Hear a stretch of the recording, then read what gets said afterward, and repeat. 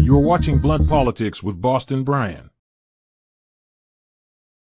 Let's go. You know, he wanted to debate. If we didn't have a debate, he'd still be there. Can you imagine if we didn't have a debate? Why the hell did I debate him? What's up, gang? Let's go. It is debate night, and we are ready for political battle. With words, of course. With words. I mean, just, we're going to do political battle with words. That's how we're going to do it. But we're ready. Let's go. Keep calm and Kamala on. Tonight is the night. How's everybody feeling? How's everybody doing? Can you hear me? Can you see me? It seems like we are up live on all platforms. So God thank for that. You know, God bless. God bless. All right. Enough of that. Enough of that. I can't wear that the whole time. And we're back. We're back. All right. So how's everybody doing? How's everybody feeling? Are we feeling good? Are we nervous? Right? Are we feeling hopeful? Are we feeling like we got this? Let's go. How's everybody on Twitch doing? How's everybody on Twitter? How's everybody on Instagram? How's everybody on the YouTubes? All right. Yes. Hope everybody's got your popcorn ready. Might be a couple baggers. So a couple things to get into. I want to play a clip. I want to take a look at a couple polls. But first off, I want to send best wishes, hopeful wishes, prayers, if that's your thing, to Mel and anybody else in the Southern California area that is either in the path of or dealing with already the wildfires going on out there that have started, that are just crazy to look at. It looks like a friggin' a volcano exploded out there. So I got no Twitch here. Well, it says it's giving me a check mark, so I'm gonna go with that check mark to say that Twitch is live. So sorry, maybe it's on your end. Hopefully it's not a problem. But yeah, so anybody that's dealing with that, Mel, if you're listening, if you're watching, love you. I hope everything turns out to be okay.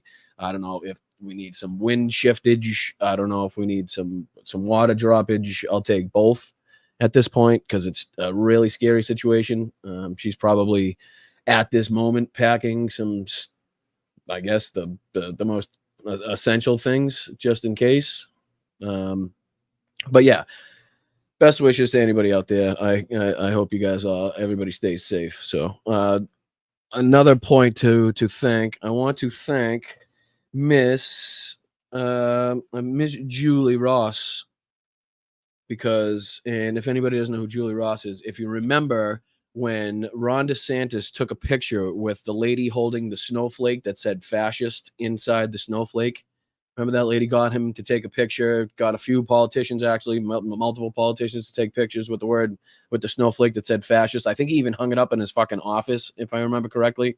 Remember that lady? Anybody? Well, if you don't remember, I was fortunate enough to hook up with her on TikTok, I believe it was, and she actually sent me, I have it upstairs in a frame, the snowflake, one of the snowflakes that she made, and she actually sent me another one with the beautiful card that I will read, and hopefully the camera picks this up. I haven't taken it out of the plastic yet, but they're snowflakes, but if you can read inside the snowflakes, it says Kamala. Can you see it? Kamala. Can you see that? So it's a Kamala snowflake, which is sort of ironic because we're not snowflakes, but because the original snowflake said fascist, I do get the idea, which I think it's beautiful. And then she sent me a card. She always sends a card with it. She's so nice. She said, "Hi, Brian. I made Kamala stickers. I gave her a Kamala flake in 2019. Of course, I showed her the design, and she hugged me. Iowa T-shirt company, a ray gun printed some of the fascist tees and Kamala tea flake. It's become fun. This last month has been delightful. Thank you for shining light in an often dark world.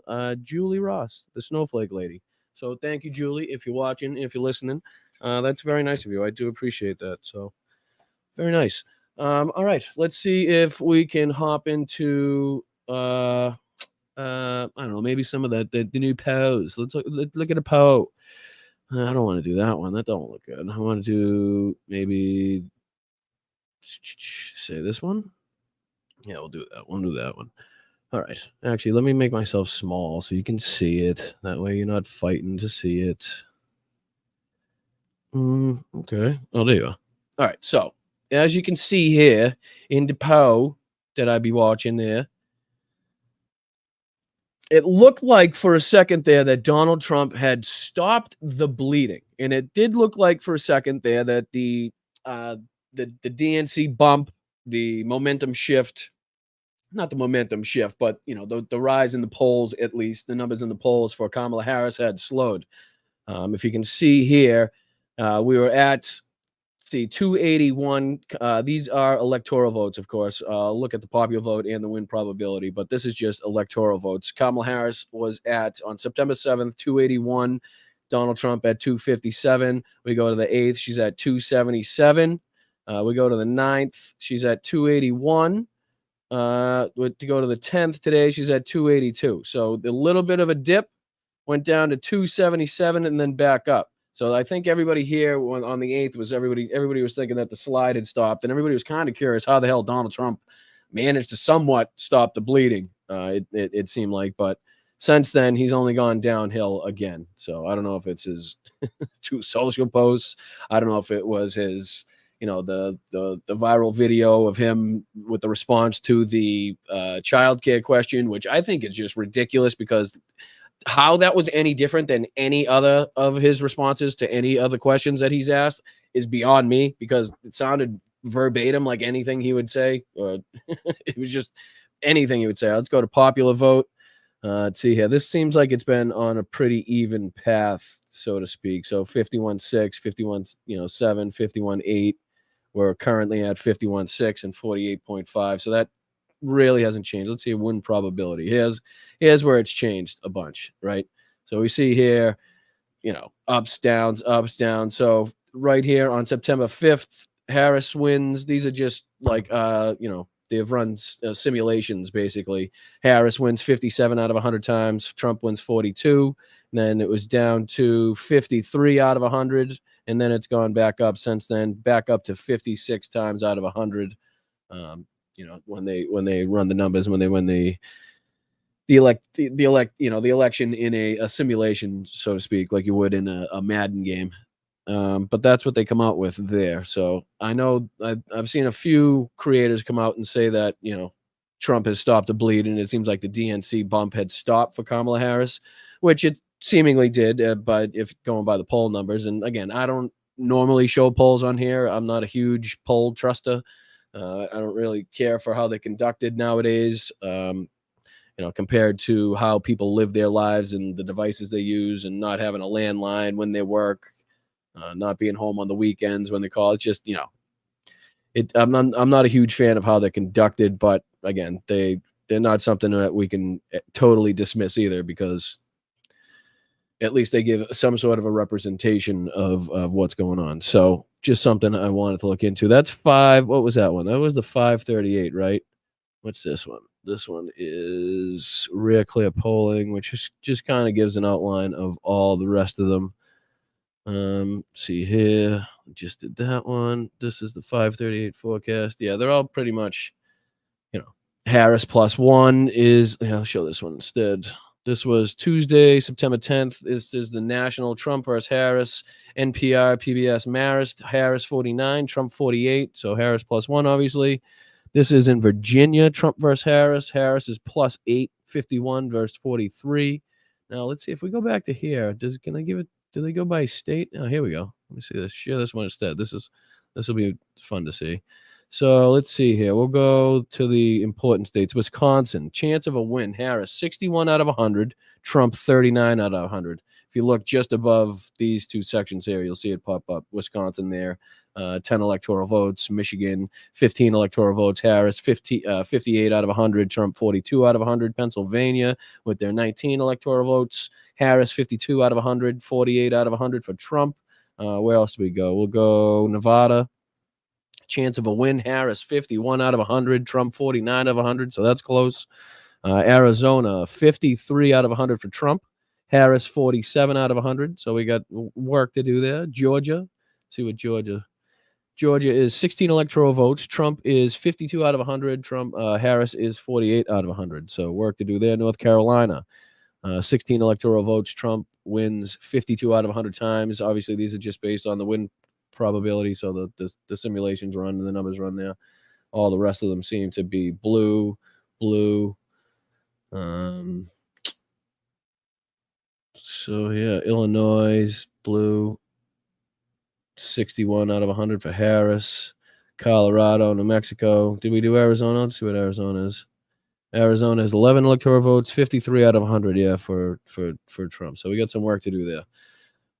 So like we've been saying, it's not in the bag by any means, by any stretch of the imagination. We still have work to do, and tonight's going to be a big part of that, either, steaming ahead, or whether or not we figure out how much work we have to do coming out of here. But I really think that with the ammunition, I've been saying this since even before I think either candidate had been announced, with the ammunition that Donald Trump has handed to us on a fucking silver platter, there is no shot in hell that any Democrat should be able to walk on that stage and somehow not get the best of Donald Trump, should not just completely eliminate Donald Trump from this race in this debate, right? I hate to say, but there are many creators that I know of that really could go out on that stage and just totally eviscerate Donald Trump, politically with their facts, with pointing out what's going on in history, his cases, the crimes he's committed. It's really frustrating, and I said that when Biden was the candidate. The fact that we weren't up 100-0, the fact that we're not winning every single state in every single district is just, it's beyond me. You know what I mean? It does not make sense. What's up, Michael? What's up, Pam? Oh yeah, and God, I'm terrible at this. Make sure you hit the like. Hop out and hit the like. Hit the subscribe button if you haven't yet. We're over 7,100. Let's try to get to 7,500. That would be great. Like I said, baby steps. Baby steps. We'll get there. What's going on? And I forgot to talk to the chat. I was so worried about Mel. I am so worried about Mel that I forgot to do my usual routine. What's up, Andrew? Tiffany? Jupiter Judy? Johanna, let's go. Diane, how are you? Atrocious. I don't think I've ever said that one. Atrocious at every game. What's going on? Michael McAndrews. Let's go. How are you, Nicholas? What's happening? How are you? Tanya, thank you for your services. Andrea, thank you so much for your services. Turpy, what's going on, my brother? Thank you for your services. So yeah, here's another video that I wanted to show you guys. I think it's a very pertinent video, because as we're talking about the debate tonight and how Kamala Harris can go out there and really lay the smackdown on Donald Trump if she wants to. I want to hear him be called a rapist. I want him, because that's exactly what the judge in that case said that you can say, because of the law written there, that is exactly what he should be called. That's what he did, and that's the correct terms to be using for that case. I want her to I don't want her to play nice. Let's put it that way. I don't want her to play nice. I want her to really let the American people know exactly who this guy is. I want her to frustrate Donald Trump. I want him really seething. I want, even though the microphones are muted, I still, doesn't matter. If he's frustrated, even if nobody's hearing him, that means he's still getting frustrated, right? He'll probably get even more frustrated, because if he's retorting, if he's talking, he wants people to listen to it. He wants people to be able to hear it. So it's only going to frustrate him if he thinks he got a zinger in and nobody hears it because the microphone's on. So I really, really, what's that say in Southern Bicycle Mike says, in Southern California, we have fired up. Oops, bad pun. Oh, come on. Too soon. Unless you're really in Southern California, and then I guess you have every right to say it, I guess. What's up, Slack? Slack's in the house? What's going on, buddy? Sunflower Dragon, I'm so nervous. Why so nervous? I mean, yeah, I guess you have every right to be. You know what I mean? There's a lot riding on this. As confident as I think we should be going into this. What's up, Liberal Dan? What's happening, brother? What's going on, dude? What are the odds that Trump shots himself on stage live TV again? I don't know. If he does, hopefully I catch it this time, for Christ's sakes. Al got some play out of that one. Debbie Penn says, thank you so much, Brian. Much love. No, thank you guys. Appreciate you being here. Make sure you hit the like, subscribe, all that great stuff. Hit the join button if you can. Couple bucks. Oh, and I've remembered a Snickers is $2.50. I keep saying it's $3.50. It's $2.50. So in case anybody went out there looking for a Snickers and wants to prove me wrong, because I know there's somebody out there.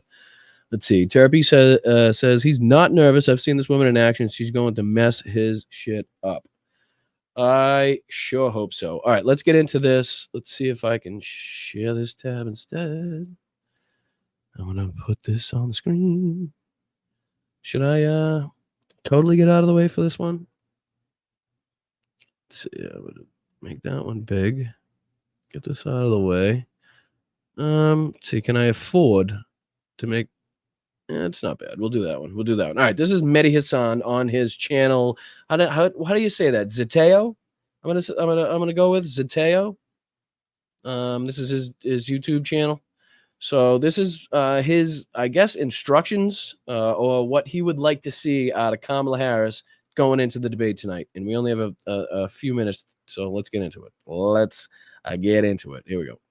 It's the big debate on Tuesday night, Kamala Harris versus Donald J. Trump. The last debate didn't go so well for the Dems, with Joe Biden crashing and burning live on television and having to later step aside from the race. We have to do with, look, if we finally beat Medicare.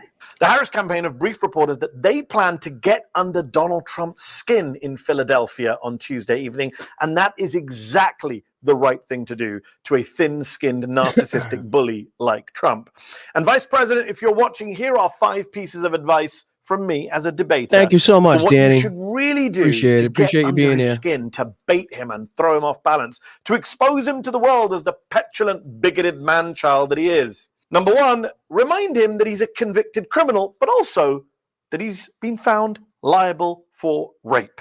Yes, rape. Call him a rapist. A judge has literally said that you can indeed call him a rapist. You can say that what he did was rape. That is the word that can be used in the common parlance. And you've already publicly said that he's been found liable for sexual abuse. And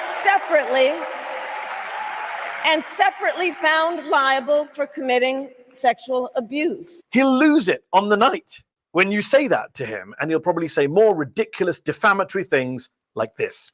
But she made up a story and fabricated 100% that I attacked her at Bergdorf Goodman. Number 2, accuse him of being a puppet. Vladimir Putin's puppet, Xi Jinping's puppet, the oil industry and gun lobby's puppet, Elon Musk's puppet. It's all true, and he'll turn into a pissed off child when you do it. Just ask Hillary Clinton. Look, Putin, from everything I see, has no respect for this person. Well, that's because he'd rather have a puppet as president of the United States. No puppet. And it's pretty clear. You're the puppet. It's pretty clear you won't admit No, you're that the the puppet. Russians. No, you're the puppet. You're the puppet. Like third grade fucking like you're all playing dodgeball in third grade. No, you're out. I got you out. You're the puppet.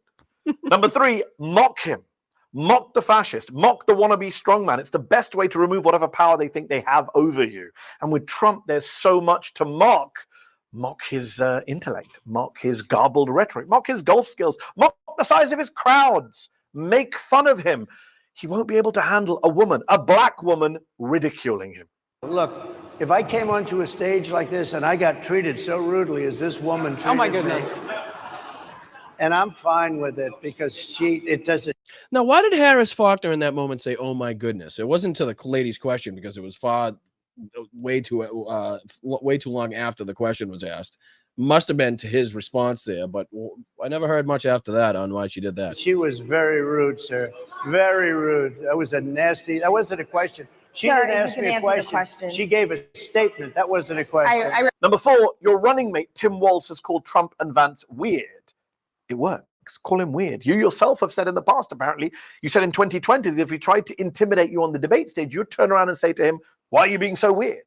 Do it. Call him weird. This is how he feels about it. Well, they're the weird ones. And if you've ever seen her with the laugh and everything else, that's a weird deal going on there. They're the weird ones. Nobody's ever called me weird.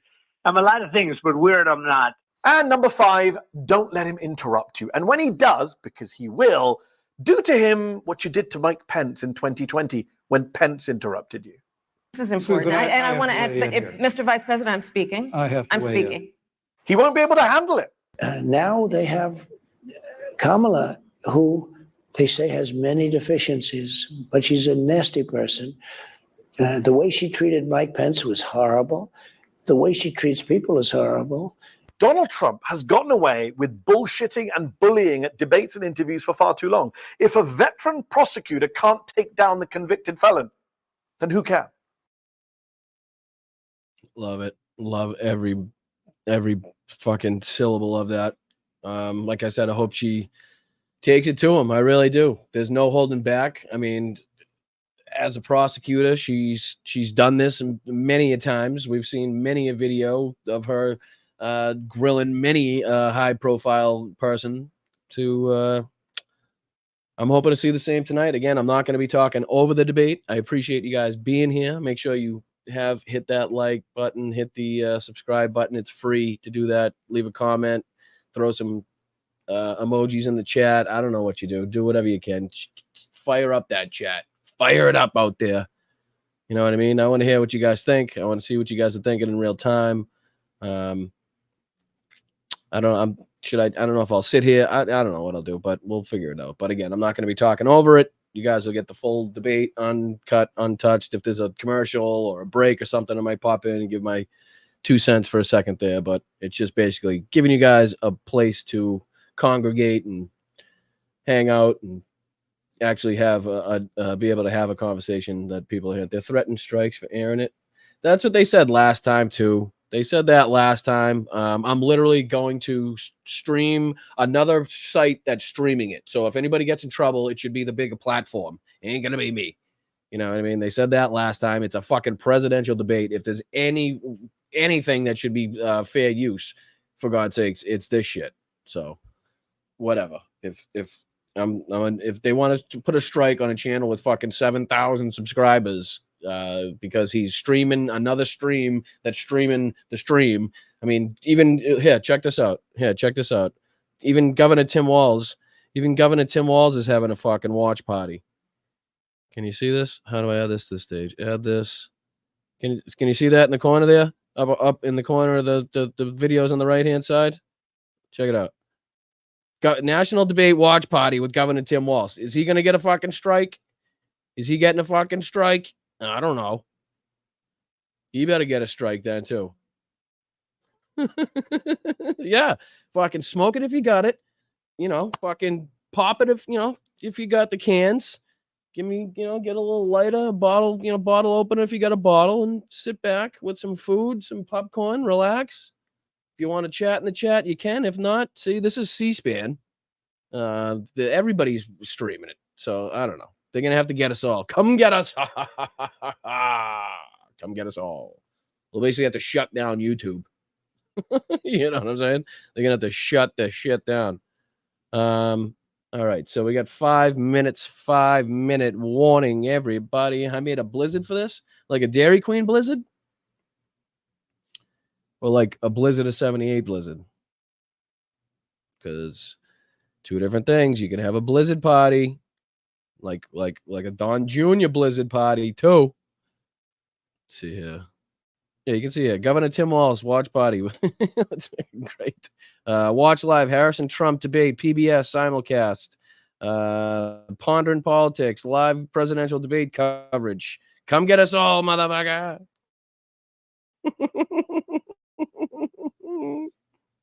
Right? I mean, come on.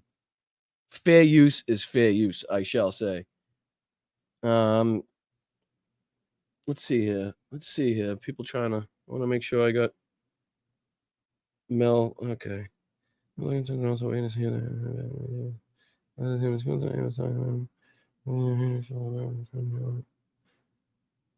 know how to feel about that. It's half good, half bad. I can't even put a reaction to that.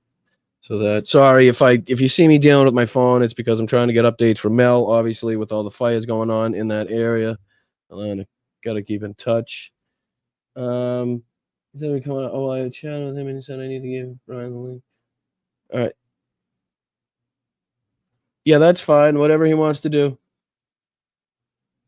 So after the debate, I might pop onto Hal's stream if I get a link, and we'll have a little chat about it. And I know he wants to stream the whole thing over, so maybe I'll just pop in, pop out, let him do that. I don't want to step on anybody's toes. I know he likes doing the debate afterwards. All right, let's see if we can get some sound here for you guys. Now, the path to 270, the Electoral College. Let me know everybody can hear it. Give me a thumbs up in the chat, please. Give me a thumbs up out of the chat. Go ahead and smash that thumbs up. Smash the fucking subscribe button. Latest poll with Siena College in that state. Take a look at Pennsylvania, where the candidates are tonight for tonight's debate. Here, the vice president again leading by just Venmo's 1 point. up in that corner somewhere. Neck and neck. This is a tie in the swing state of Pennsylvania. Carter in Valley City, North Dakota, an independent. Carter, what do you want to hear tonight? Love to hear from this debate is honestly an attack against logical fallacies. Let's look at Kamala Harris. Let's look for policies, and let's have her take on Donald Trump's ad hominem and honestly, quite frankly, his red herring attacks against Kamala Harris and his own policy to other people's to take off that spotlight. Look at the essence of debate in America and how Kamala Harris, Donald Trump, Joe Biden. So pushing for these policies, I want to hear more mainstream policy. Okay, so Tony, do you turn the volume up? That's as loud as it goes, my friend. As loud as it goes. Accurate, then? Let me see if I can find another In stream. your state? I believe so. There are very red areas and there are very blue areas, and most of the blue. I think we had this problem last time where everybody, it was just low coming out. But I do think North Carolina is up in the air. Okay. And that is Tony, I want to show you and others that it's not just this New York Times poll, Washington Post poll, and this tweeted out by the Washington Post reporter, showing that small changes in their polling model. North Carolina moves from a small lead from the former president to a tie, while Pennsylvania tightens a bit with a few close, high-quality polls. Beyond that, not much movement going into tonight's debate. So there are the swing states and Washington Post polling. We showed you a little bit from the New York Times polling ahead of tonight's debate. Of course, people, the candidates, the voters, the media will all be looking. Their first face-to-face meeting ever. A historic race for president upended just weeks See ago. if President this is Biden any better. withdrawing after his last debate. Donald Trump now up against a new opponent. The candidates separated by the smallest of margins, essentially tied in the polls nationally and in the key battlegrounds, including right here in Pennsylvania, all still very much in play. The ABC News presidential debate starts right now. This is an ABC News special. The most consequential moment of this campaign. Kamala Harris. Together, we will chart a new way forward. Donald Trump. We will soon be a great nation again. Face to face. Historic. The ABC News presidential debate. Here now, David Muir and Lindsay Davis. Good evening, I'm David Muir, and thank you for joining us for tonight's ABC News presidential debate. We want to welcome viewers watching on ABC and around the world tonight. Vice President Kamala Harris and President Donald Trump are just moments away from taking the stage in this unprecedented race for president. And I'm Lindsay Davis. Tonight's meeting could be the most consequential event of their campaigns, with Election Day now less than 2 months away. For Vice President Kamala Harris, this is her first debate since President Biden withdrew from the race on July 21st. Of course, that decision followed his debate against President Donald Trump in June. Since then, this race has taken on an entirely new dynamic. And that brings us to the rules of tonight's debate. 90 minutes with 2 commercial breaks. No topics or questions have been shared with the campaigns. The candidates will have 2 minutes to answer questions, and this is the clock. That's what they'll be seeing. 2 minutes for rebuttals and 1 minute for follow-ups, clarifications, or responses. Their microphones will only be turned on when it's their turn to speak. No pre-written notes allowed. There is no audience here tonight in this hall at the National Constitution Center. This is an intimate setting for 2 candidates who have never met. President Trump won the coin toss. He chose to deliver the final closing statement of the evening. Vice President Harris selected the podium to the right. So let's now welcome the candidates to the stage. Vice President Kamala Harris and President Donald Trump.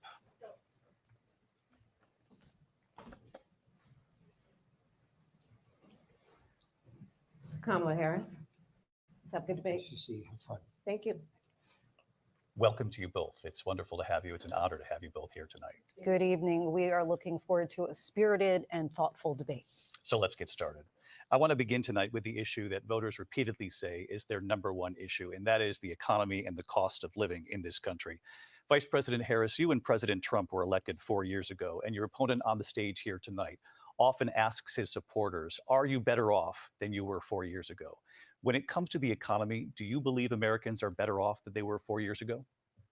So I was raised as a middle-class kid, and I am actually the only person on this stage who has a plan that is about lifting up the middle class and working people of America. I believe in the ambition, the aspirations, the dreams of the American people. And that is why I imagine and have actually a plan to build what I call an opportunity economy. Because here's the thing. We know that we have a shortage of homes and housing, and the cost of housing is too expensive for far too many people. We know that young families need support to raise their children, and I intend on extending a tax cut for those families of $6,000, which is the largest child tax credit that we have given in a long time, so that those young families can afford to buy a crib, buy a car seat, buy clothes for their children. My passion, one of them, is small businesses. My mother raised my sister and me, but there was a woman who helped raise us. We call her our second mother. She was a small business owner. I love our small businesses. My plan is to give a $50,000 tax deduction to start up small businesses, knowing they are part of the backbone of America's economy. My opponent, on the other hand, his plan is to do what he has done before, which is to provide a tax cut for billionaires and big corporations, which will result in $5 trillion to America's deficit. My opponent has a plan that I call the Trump's sales tax, which would be a 20% tax on everyday goods that you rely on to get through the month. Economists have said that Trump sales tax would actually result for middle-class families in about $4,000 more a year, because of his policies and his ideas about what should be the backs of middle-class people paying for tax cuts for billionaires. President Trump, I'll give you 2 minutes. First of all, I have no sales tax. That's an incorrect statement. She knows that.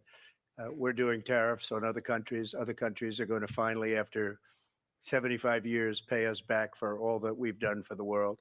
And the tariff will be substantial in some cases. I took in billions and billions of dollars, as you know, from China.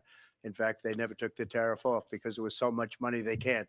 It would totally destroy everything that they've set out to do. They're taking in billions of dollars from China and other places. They've left the tariffs on. When I had it, I had tariffs, and yet I had no inflation. Look, we've had a terrible economy because inflation has, which is really known as a country buster. It breaks up countries. We have inflation like very few people have ever seen before, probably the worst in our nation's history. We were at 21%, but that's being generous because many things are 50, 60, 70, and 80% higher than they were just a few years ago. This has been a disaster for people, for the middle class, but for every class. On top of that, we have millions of people pouring into our country from prisons and jails, from mental institutions and insane asylums, and they're coming in and they're taking jobs that are occupied right now by African Americans and Hispanics, and also unions. Unions are going to be affected very soon. And you see what's happening. You see what's happening with towns throughout the United States. You look at Springfield, Ohio. You look at Aurora in Colorado. They are taking over the towns. They're taking over buildings. They're going in violently. These are the people that Xi and Biden led into our country, and they're destroying our country. They're dangerous. They're at the highest level of criminality, and we have to get them out. We have to get them out fast. I created one of the greatest economies in the history of our country. I'll do it again and even better. We are going to get to immigration and border security during this debate, but I would like to let Vice President Harris respond on the economy here. Well, I would love to. Let's talk about what Donald Trump left us. Donald Trump left us the worst unemployment since the Great Depression. Donald Trump left us the worst public health epidemic in a century. Donald Trump left us the worst attack on our democracy since the Civil War. And what we have done is clean up Donald Trump's mess. What we have done and what I intend to do is build on what we know are the aspirations and the hopes of the American people. But I'm going to tell you all in this debate tonight, you're going to hear from the same old tired playbook, a bunch of lies, grievances, and name calling. What you're going to hear tonight is a detailed and dangerous plan called Project 2025 that the former president intends on implementing if he were elected again. I believe very strongly that the American people want a president who understands the importance of bringing us together, knowing we have so much more in common than what separates us. And I pledge to you to be a president for all Americans. President Trump will give you a minute here to respond. Number one, I have nothing to do, as you know, and as she knows better than anyone, I have nothing to do with Project 2025. That's out there. I haven't read it. I don't want to read it purposely. I'm not going to read it. This was a group of people that got together. They came up with some ideas, I guess some good, some bad, but it makes no difference. I have nothing to do. Everybody knows I'm an open book. Everybody knows what I'm going to do. Cut taxes very substantially and create a great economy like I did before. We had the greatest economy. We got hit with a pandemic. And the pandemic was not since 1917, where 100 million people died, has there been anything like it. We did a phenomenal job with the pandemic. We handed them over a country where the economy and where the stock market was higher than it was before the pandemic came in. Nobody's ever seen anything like it. We made ventilators for the entire world. We got gowns, we got masks, we did things that nobody thought possible. And people give me credit for rebuilding the military. They give me credit for a lot of things, but not enough credit for the great job we did with the pandemic. But the only jobs they got were bounce back jobs. These were jobs bounce back, and it bounced back and it went to their benefit. But I was the one that created them. They know it, and so does everybody else. Vice President Harris, I'll let you respond. So Donald Trump has no plan for you. And when you look at his economic plan, it's all about tax breaks for the richest people. I am offering what I describe as an opportunity economy, and the best economists in our country, if not the world, have reviewed our relative plans for the future of America. What Goldman Sachs has said is that Donald Trump's plan would make the economy worse. Mine would strengthen the economy. What the Wharton School has said is Donald Trump's plan would actually explode the deficit. 16 Nobel laureates have described his economic plan as something that would increase inflation and by the middle of next year would invite a recession. You just have to look at where we are and where we stand on the issues. And I'd invite you to know that Donald Trump actually has no plan for you because he is more interested in defending himself than he is in looking out for you. It's just a soundbite. They gave her that to say. Look, I went to the Wharton School of Finance, and many of those professors, the top professors, think my plan is a brilliant plan. It's a great plan. It's a plan that's going to bring up our worth, our value as a country. It's going to make people want to be able to go and work and create jobs and create a lot of good, solid money for our country. And just to finish off, she doesn't have a plan. She copied Biden's plan, and it's like 4 sentences, like run, spot, run. 4 sentences that are just, oh, we'll try and lower taxes. She doesn't have a plan. Take a look at her plan. She doesn't have a plan. Mr. President, I do want to drill down on something you both brought up. The Vice President brought up your tariffs. You responded, and let's drill down on this because your plan is what she calls is essentially a national sales tax. Your proposal calls for tariffs, as you pointed out here, on foreign imports across the board. You recently said that you might double your plan, imposing tariffs up to 20% on goods coming into this country. As you know, many economists say that with tariffs at that level, costs are then passed on to the consumer. Vice President Harris has argued it'll mean higher prices on gas, food, clothing, medication, arguing it costs the typical family nearly $4,000 a year. Do you believe Americans can afford higher prices because of tariffs? They're not going to have higher prices. What's going to have and who's going to have higher prices is China and all of the countries that have been ripping us off for years. I was the only president ever. China was paying us hundreds of billions of dollars, and so were other countries. And, you know, if she doesn't like them, they should have gone out and they should have immediately cut the tariffs. But those tariffs are there 3.5 years now under their administration. We are going to take in billions of dollars, hundreds of billions of dollars. I had no inflation, virtually no inflation. They had the highest inflation perhaps in the history of our country because I've never seen a worse period of time.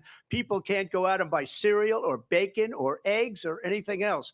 The people of our country are absolutely dying with what they've done. They've destroyed the economy. And all you have to do is look at a poll. The polls say 80 and 85 and even 90% that the Trump economy was great, that their economy was terrible. Vice President Harris, I do want to ask for your response. And you heard what the president said there, because the Biden administration did keep a number of the Trump tariffs in place. So how do you respond?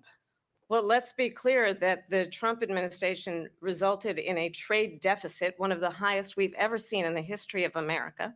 He invited trade wars. You want to talk about his deal with China? What he ended up doing is under Donald Trump's presidency, he ended up selling American chips to China to help them improve and modernize their military, basically sold us out, when a policy about China should be in making sure the United States of America wins the competition for the 21st century, which means focusing on the details of what that requires, focusing on relationships with our allies, focusing on investing in American-based technology so that we win the race on AI, on quantum computing, focusing on what we need to do to support America's workforce so that we don't end up having on the short end of the stick in terms of workers' rights. But what Donald Trump did, let's talk about this, with COVID, is he actually thanked President Xi for what he did during COVID. Look at his tweet. Thank you, President Xi, exclamation point, when we know that Xi was responsible for lacking and not giving us transparency about the origins of COVID. President Trump, I'll let you respond. First of all, they bought their chips from Taiwan. We hardly make chips anymore because of philosophies like they have and policies like they have. I don't say her because she has no policy. Everything that she believed 3 years ago and 4 years ago is out the window. She's going to my philosophy now. In fact, I was going to send her a MAGA hat. She's gone to my philosophy. But if she ever got elected, she'd change it. And it will be the end of our country. She's a Marxist. Everybody knows she's a Marxist. Her father's a Marxist professor in economics, and he taught her well. But when you look at what she's done to our country, and when you look at these millions and millions of people that are pouring into our country monthly, where it's, I believe, 21 million people, not the 15 that people say, and I think it's a lot higher than the 21. That's bigger than New York State pouring in. And just look at what they're doing to our country. They're criminals. Many of these people coming in are criminals. And that's bad for our economy, too. You know, you mentioned before, we'll talk about immigration later. Well, bad immigration is the worst thing that can happen to our economy. They have, and she has, destroyed our country with policy that's insane. Almost policy that you'd say they have to hate our country. President Trump, thank you. Lindsay? I want to turn to the issue of abortion. President Trump, you've often touted that you were able to kill Roe v. Wade. Last year, you said that you were proud to be the most pro-life president in American history. Then last month, you said that your administration would be great for women and their reproductive rights. In your home state of Florida, you surprised many with regard to your 6-week abortion ban, because you initially had said that it was too short. And you said, quote, I'm going to be voting that we need more than 6 weeks. But then the very next day, you reversed course and said you would vote to support the 6-week ban.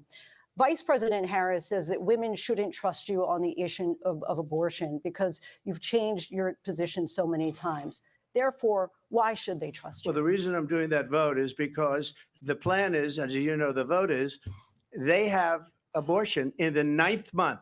They even have, and you can look at the governor of West Virginia, the previous governor of West Virginia, not the current governor, who's doing an excellent job, but the governor before, he said the baby will be born and we will decide what to do with the baby. In other words, we'll execute the baby. And that's why I did that, because that predominates, because they're radical. The Democrats are radical in that.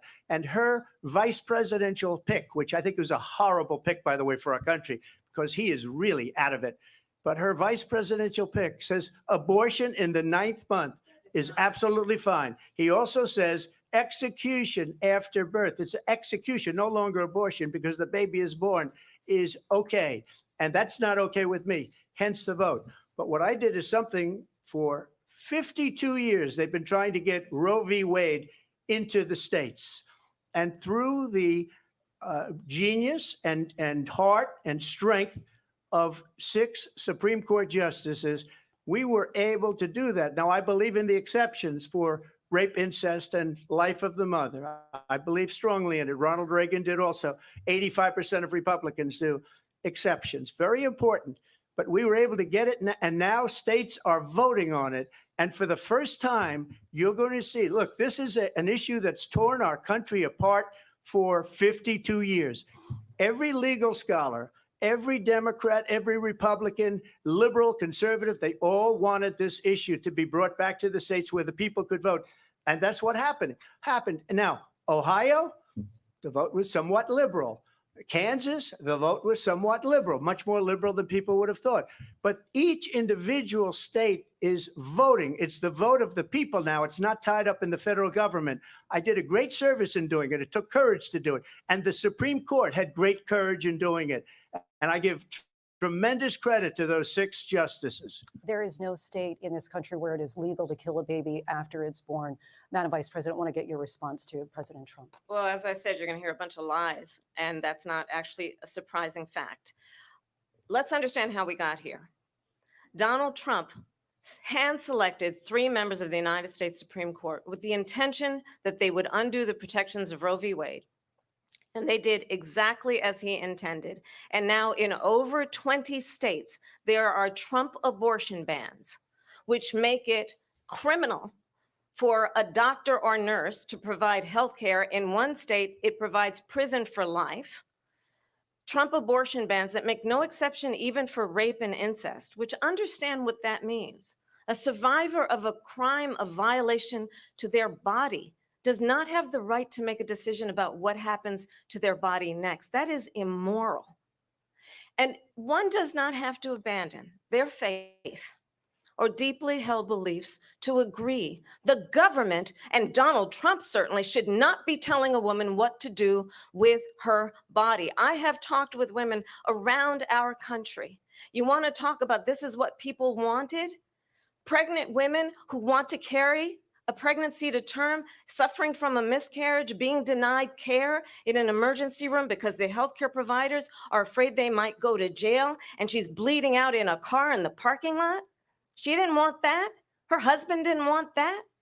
A 12 or 13-year-old survivor of incest being forced to carry a pregnancy to term. They don't want that. And I pledge to you, when Congress passes a bill to put back in place the protections of Roe v. Wade, as President of the United States, I will proudly sign it into law. But understand, if Donald Trump were to be reelected, he will sign a national abortion ban. Understand, in his Project 2025, there would be a national abortion, a monitor that would be monitoring your pregnancies, your miscarriages. I think the American people believe that certain freedoms, in particular the freedom to make decisions about one's own body, should not be made by the government.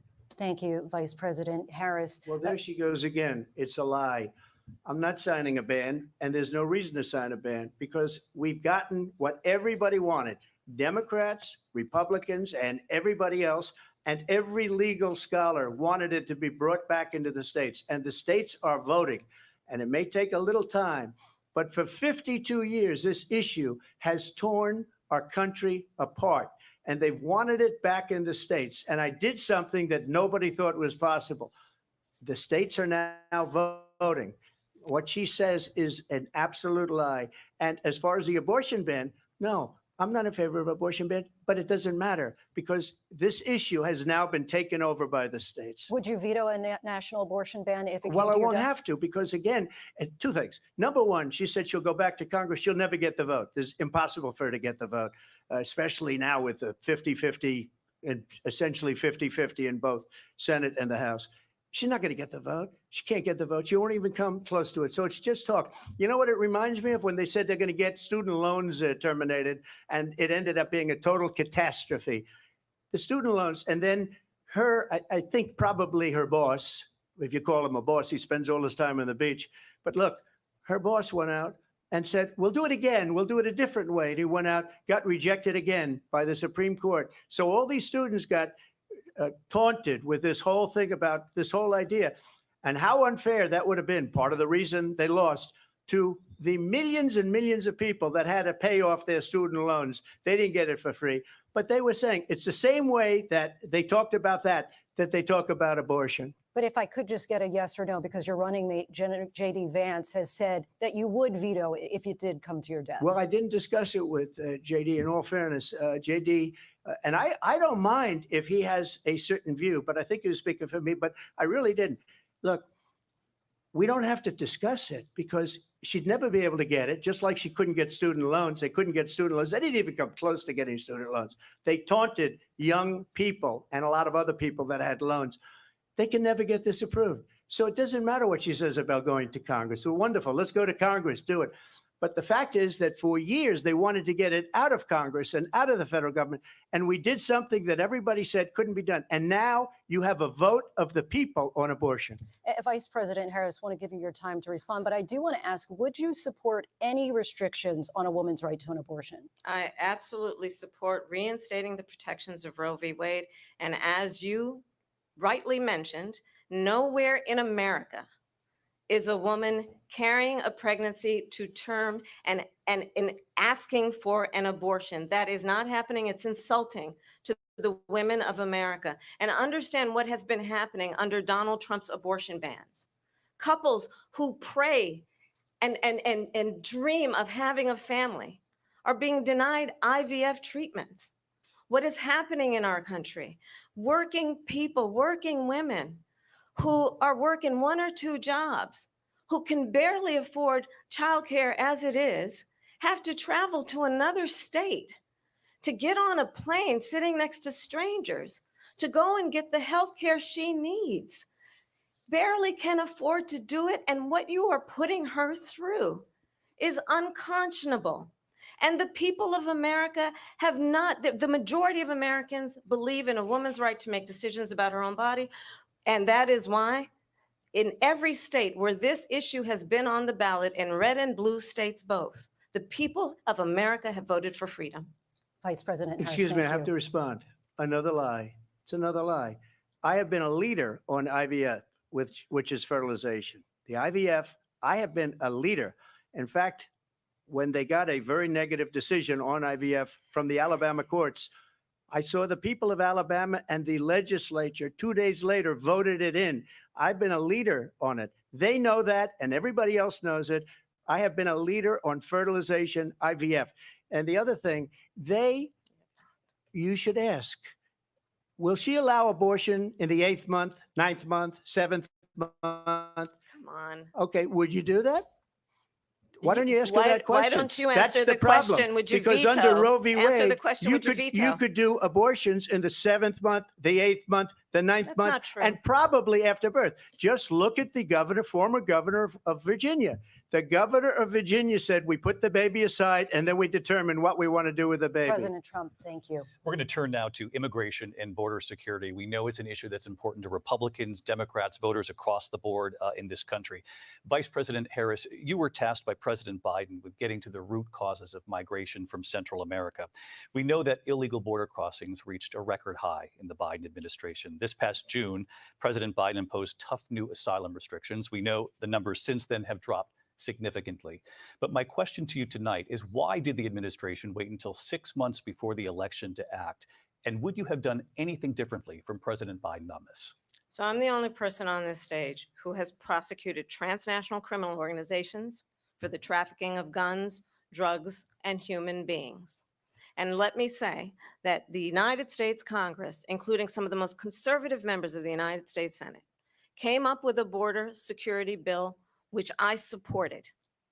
And that bill would have put 1,500 more border agents on the border to help those folks who are working there right now overtime, trying to do their job. It would have allowed us to stem the flow of fentanyl coming into the United States. I know there are so many families watching tonight who have been personally affected by the surge of fentanyl in our country. That bill would have put more resources to allow us to prosecute transnational criminal organizations for trafficking in guns, drugs, and human beings. But you know what happened to that bill? Donald Trump got on the phone, called up some folks in Congress and said, kill the bill. And you know why? Because he'd prefer to run on a problem instead of fixing a problem. And understand, this comes at a time where the people of our country actually need a leader who engages in solutions, who actually addresses the problems at hand. But what we have in the former president is someone who would prefer to run on a problem instead of fixing a problem. And I'll tell you something, he's going to talk about immigration a lot tonight, even when it's not the subject that is being raised. And I'm going to actually do something really unusual, and I'm going to invite you to attend one of Donald Trump's rallies, because it's a really interesting thing to watch. You will see during the course of his rallies, he talks about fictional characters like Hannibal Lecter. He will talk about windmills cause cancer. And what you will also notice is that people start leaving his rallies early out of exhaustion and boredom. And I will tell you, the one thing you will not hear him talk about is you. You will not hear him talk about your needs, your dreams, and your desires. And I'll tell you, I believe you deserve a president who actually puts you first. And I pledge to you that I will. Vice President Harris, thank you. President Trump, on that point, I want to get your response. Well, I would like to respond. Let me just ask, though, why did you try to kill that bill, and successfully so? That would have put thousands of additional agents and officers on the border. First, let me respond as to the Please. rallies. She said people start leaving. People don't go to her rallies. There's no reason to go. And the people that do go, she's bussing them in and paying them to be there, and then showing them in a different light. So she can't talk about that. People don't leave my rallies. We have the biggest rallies, the most incredible rallies in the history of politics. That's because people want to take their country back. Our country is being lost. We're a failing nation. And it happened 3.5 years ago. And what's going on here, you're going to end up in World War III, just to go into another subject. What they have done to our country by allowing these millions and millions of people to come into our country, and look at what's happening to the towns all over the United States. And a lot of towns don't want to talk. It's not going to be Aurora or Springfield. A lot of towns don't want to talk about it because they're so embarrassed by it. In Springfield, they're eating the dogs, the people that came in. They're eating the cats. They're eating the pets of the people that live there. And this is what's happening in our country, and it's a shame. As far as rallies are concerned, as far as the reason they go is they like what I say. They want to bring our country back. They want to make America great again. It's a very simple phrase, make America great again. She's destroying this country. And if she becomes president, this country doesn't have a chance of success. Not only success, will end up being Venezuela on steroids. I just want to clarify here. You bring up Springfield, Ohio, and ABC News did reach out to the city manager there. He told us there have been no credible reports of specific claims of pets being harmed, injured, or abused by individuals within the immigrant community. Well, I've seen people on television. Let me just say here, this is the people on television say my dog was taken and used for food. So maybe he said that, and maybe that's a good thing to say for a city manager. I'm not taking this from but television. But the people I'm on taking it from television the city saying their manager. dog was eaten by the people that went there. Again, the Springfield city manager says there's no evidence of that. Vice We'll President find Harris, out. I'll let you respond to the rest of what you've heard. You talk about extreme. This is, I think, one of the reasons why in this election, I actually have the endorsement of 200 Republicans who have formerly worked with President Bush, Mitt Romney, and John McCain, including the endorsement of former Vice President Dick Cheney and Congress member Liz Cheney. And if you want to really know the inside track on who the former president is, if he didn't make it clear already, just ask people who have worked with him. His former chief of staff, a 4-star general, has said he has contempt for the Constitution of the United States. His former national security advisor has said he is dangerous and unfit. His former Secretary of Defense has said the nation, the republic, would never survive another Trump term. And when we listen to this kind of rhetoric, when the issues that affect the American people are not being addressed, I think the choice is clear in this election. President Trump, I'll give you a quick minute to respond here. Thank you. Because when I hear that, see, I'm a different kind of a person. I fired most of those people. Not so graciously. They did bad things or a bad job. I fired them. They never fired one person. They didn't fire anybody having to do with Afghanistan and the Taliban and the 13 people who's were just killed, viciously and violently killed. And I got to know the parents and the family. They didn't fire. They should have fired all those generals, all those top people, because that was one of the most incompetently handled situations anybody has ever seen. So when somebody does a bad job, I fire him. And you take a guy like Esper. He was no good. I fired him. So he writes a book. Another one writes a book, because with me, they can write books. With nobody else can they? But they have done such a poor job, and they never fire anybody. Look at the economy. Look at the inflation. They didn't fire any of their economists. They have the same people. That's a good way not to have books written about you.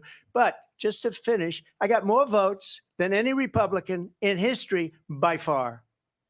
In fact, I got more votes than any president, sitting president in history by far. Let me continue on immigration. It was what you wanted to talk about earlier. So let's get back to your deportation proposal that the vice president has reacted to as well. President Trump, you call this the largest domestic deportation operation in the history of our country. You say you would use the National Guard. You say if things get out of control, you'd have no problem using the U.S. military. Police, yes. You also said you would use local police. How would you deport 11 million undocumented immigrants? I know you believe that number is much higher. Take us through this. What does this look like? Will authorities be going door to door in this country? Yeah, it is much higher because of them. They allowed criminals, many, many millions of criminals. They allowed terrorists. They allowed common street criminals. They allowed people to come in, drug dealers, to come into our country. And they're now in the United States and told by their countries like Venezuela, don't ever come back or we're going to kill you. Do you know that crime in Venezuela and crime in countries all over the world is way down? You know why? Because they've taken their criminals off the street and they've given them to her to put into our country. And this will be one of the greatest mistakes in history for them to allow. And I think they probably did it because they think they're going to get votes, but it's not worth it because they're destroying the fabric of our country by what they've done. There's never been anything done like this at all. They've destroyed the fabric of our country. Millions of people let in, and all over the world, Crime is down all over the world except here. Crime here is up and through the roof, despite their fraudulent statements that they made. Crime in this country is through the roof. And we have a new form of crime. It's called migrant crime. And it's happening at levels that nobody thought possible. President Trump, as you know, the FBI says overall violent crime is actually coming down in this country. But Vice Excuse President me, Harris, the I'll FBI give you the- they were defrauding statements. They didn't include the worst cities. They didn't include the cities with the worst crime. It was a fraud. Just like their number of 818,000 jobs that they said they created turned out to be a fraud. President Trump, thank you. I'll let you respond, Vice President Harris. Well, I think this is so rich coming from someone who has been prosecuted for national security crimes, economic crimes, election interference, has been found liable for sexual assault, and his next big court appearance is in November at his own criminal sentencing. And let's be clear where each person stands on the issue of what is important about respect for the rule of law and respect for law enforcement. The former vice president called for defunding federal law enforcement, 45,000 agents, get this, on the day after he was arraigned on 34 felony counts. So let's talk about what is important in this race. It is important that we move forward, that we turn the page on this same old tired rhetoric and address the needs of the American people, address what we need to do about the housing shortage, which I have a plan for, address what we must do to support our small businesses, address bringing down the price of groceries.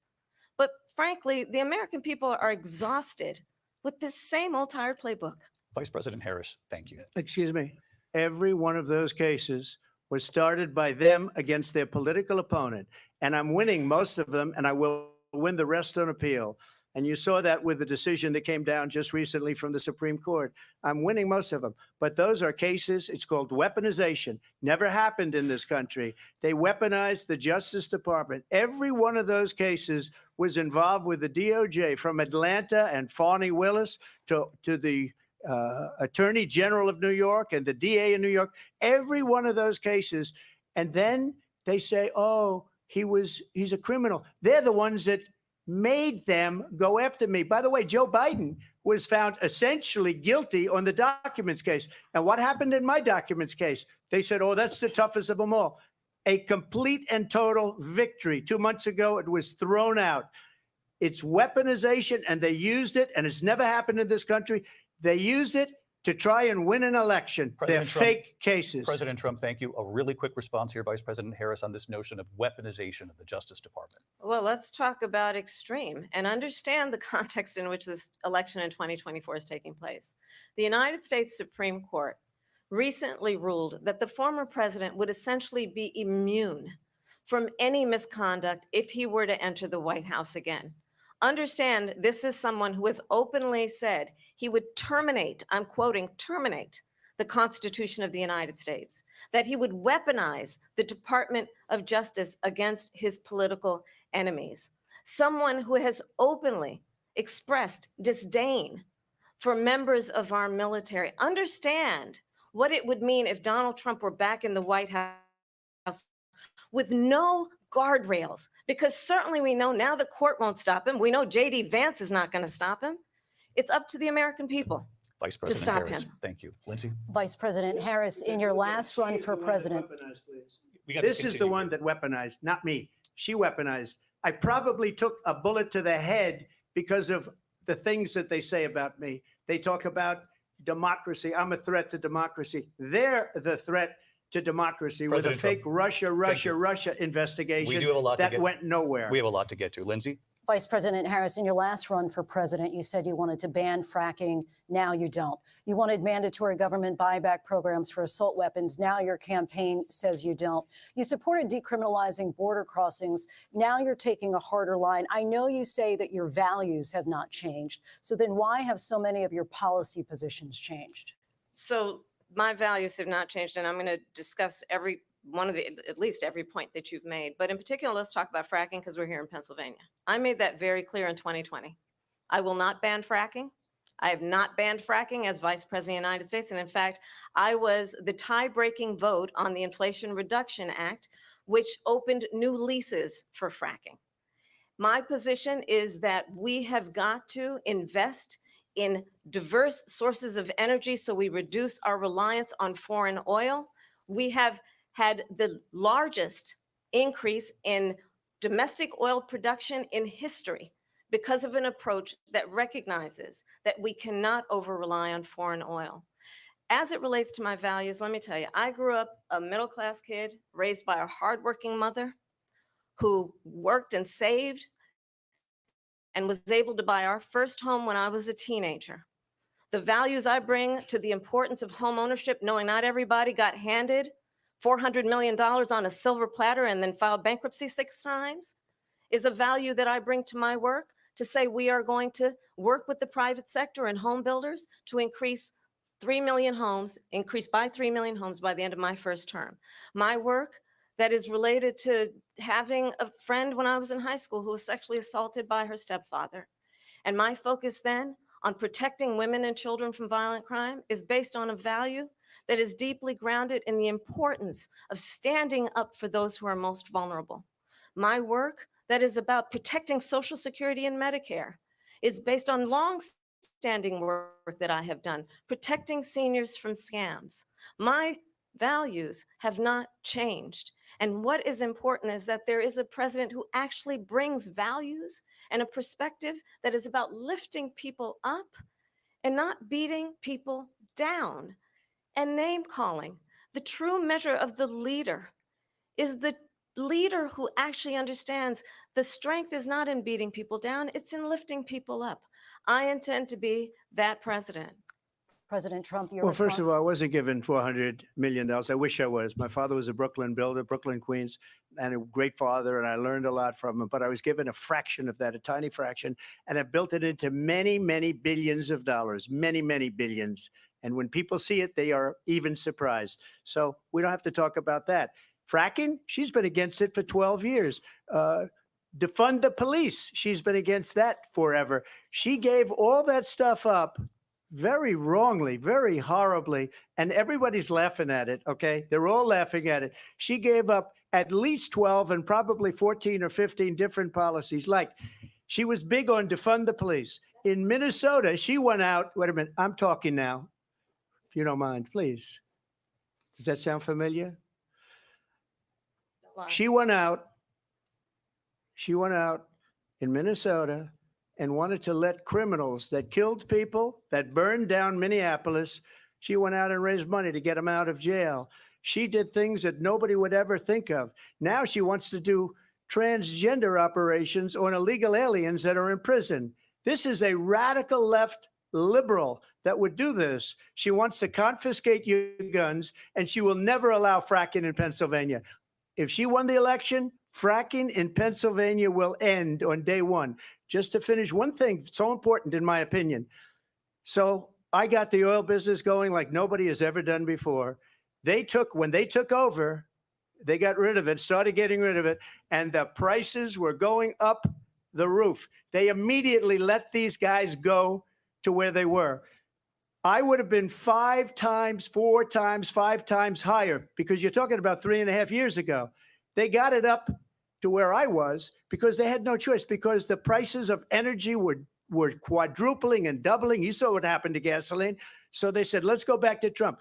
But if she won the election, the day after that election, they'll go back to destroying our country, and oil will be dead. Fossil fuel will be dead. We'll go back to windmills, and we'll go back to solar, where they need a whole desert to get some energy to come out. You ever see a solar plant? By the way, I'm a big fan of solar, but they take 400, 500 acres of desert President soil. Trump, we have a These lot are of not good issues things that we for the have to get environment to. that We're she out of time. understands. Thank you. Lindsay, thank you. We have an election in just 56 days. And I want to talk about the peaceful transfer of power, which, of course, we all know is a cornerstone of our democracy, and the role of a president in a moment of crisis. Mr. President, on January 6th, you told your supporters to march to the Capitol. You said you would be right there with them. The country and the world saw what played out at the Capitol that day, the officers coming under attack. Aides in the West Wing say you watched it unfold on television off the Oval Office. You did send out tweets, but it was more than 2 hours before you sent out that video message telling your supporters to go home. Is there anything you regret about what you did on that day? You just said a thing that isn't covered. Peacefully and patriotically, I said during my speech, not later on. Peacefully and patriotically. And nobody on the other side was killed. Ashley Babbitt was shot by an out-of-control police officer that should have never, ever shot her. It's a disgrace. But we didn't do this group of people that have been treated so badly. I ask, what about all the people that are pouring into our country and killing people that she allowed to pour in? She was the border czar. Remember that. She was the border czar. She doesn't want to be called the border czar because she's embarrassed by the border. In fact, she said at the beginning, "Oh, I'm surprised you're not talking about the border yet." That's because she knows what a bad job they've done. What about those people? When are they going to be prosecuted? When are these people from countries all over the world, not just South America? They're coming in from all over the world, David, all over the world. And crime rates are down all over the world because of it. But let me just when ask are those, David, when are those people going to be prosecuted? When are the people that burned down Minneapolis going to be prosecuted? Or in Seattle? They went into Seattle. They took over a big percentage of the city of Seattle. When are those people going to be prosecuted?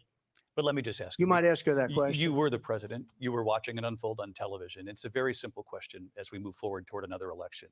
Is there anything you regret about what you did on that day? Yes or no? I had nothing to do with that other than they asked me to make a speech. I showed up for a speech. I said, I think it's going to be big. I went to Nancy Pelosi and the mayor of Washington, D.C., and the mayor put it back in writing, as you know. I said, you know, this is going to be a very big rally or whatever you want to call it. And again, it wasn't done by me. It was done by others. I said, I'd like to give you 10,000 National Guard or soldiers. They rejected me. Nancy Pelosi rejected me. It was just 2 weeks ago. Her daughter has a tape of her saying she is fully responsible for what happened. They want to get rid of that tape. It would have never happened if Nancy Pelosi and the mayor of Washington did their jobs. I wasn't responsible for security. Nancy Pelosi was responsible. She didn't do her job. The question was about you as president, not about former Speaker Pelosi, but I do want Vice President Harris to respond here. I was at the Capitol on January 6th. I was the vice president-elect. I was also an acting senator. I was there. And on that day, the president of the United States incited a violent mob to attack our nation's capital, to desecrate our nation's capital. On that day, 140 law enforcement officers were injured, and some died.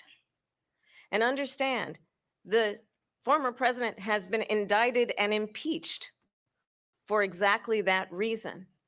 But this is not an isolated situation. Let's remember Charlottesville, where there was a mob of people carrying tiki torches, spewing anti-Semitic hate. And what did the president then at the time say? There were fine people on each side.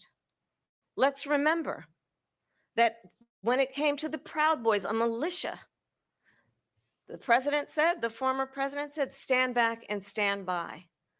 So for everyone watching who remembers what January 6th was, I say, we don't have to go back.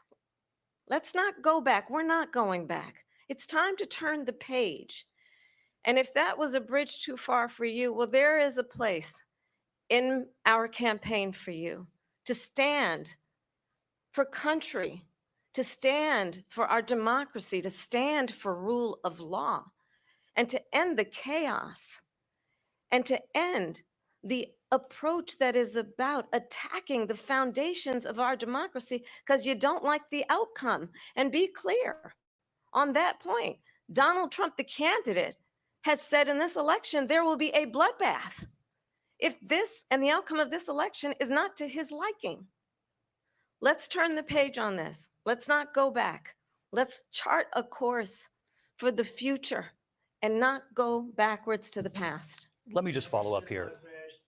It was a different term, and it was a term that related to energy because they have destroyed our energy business. That was where bloodbath was. Also, on Charlottesville, that story has been, as you would say, debunked. Laura Ingraham, Sean Hannity, Jesse, all of these people They covered it. If they go an extra sentence, they will see it was perfect. It was debunked in almost every newspaper, but they still bring it up, just like they bring 2025 up. They bring all of this stuff up. I ask you this. You talk about the Capitol. Why are we allowing these millions of people to come through on the southern border? How come she's not doing anything? And I'll tell you what I would do, and I would be very proud to do it. I would say we would both leave this debate right now. I'd like to see her go down to Washington, D.C. during this debate, because we're wasting a lot of time. Go down to, because she's been so bad, it's so ridiculous.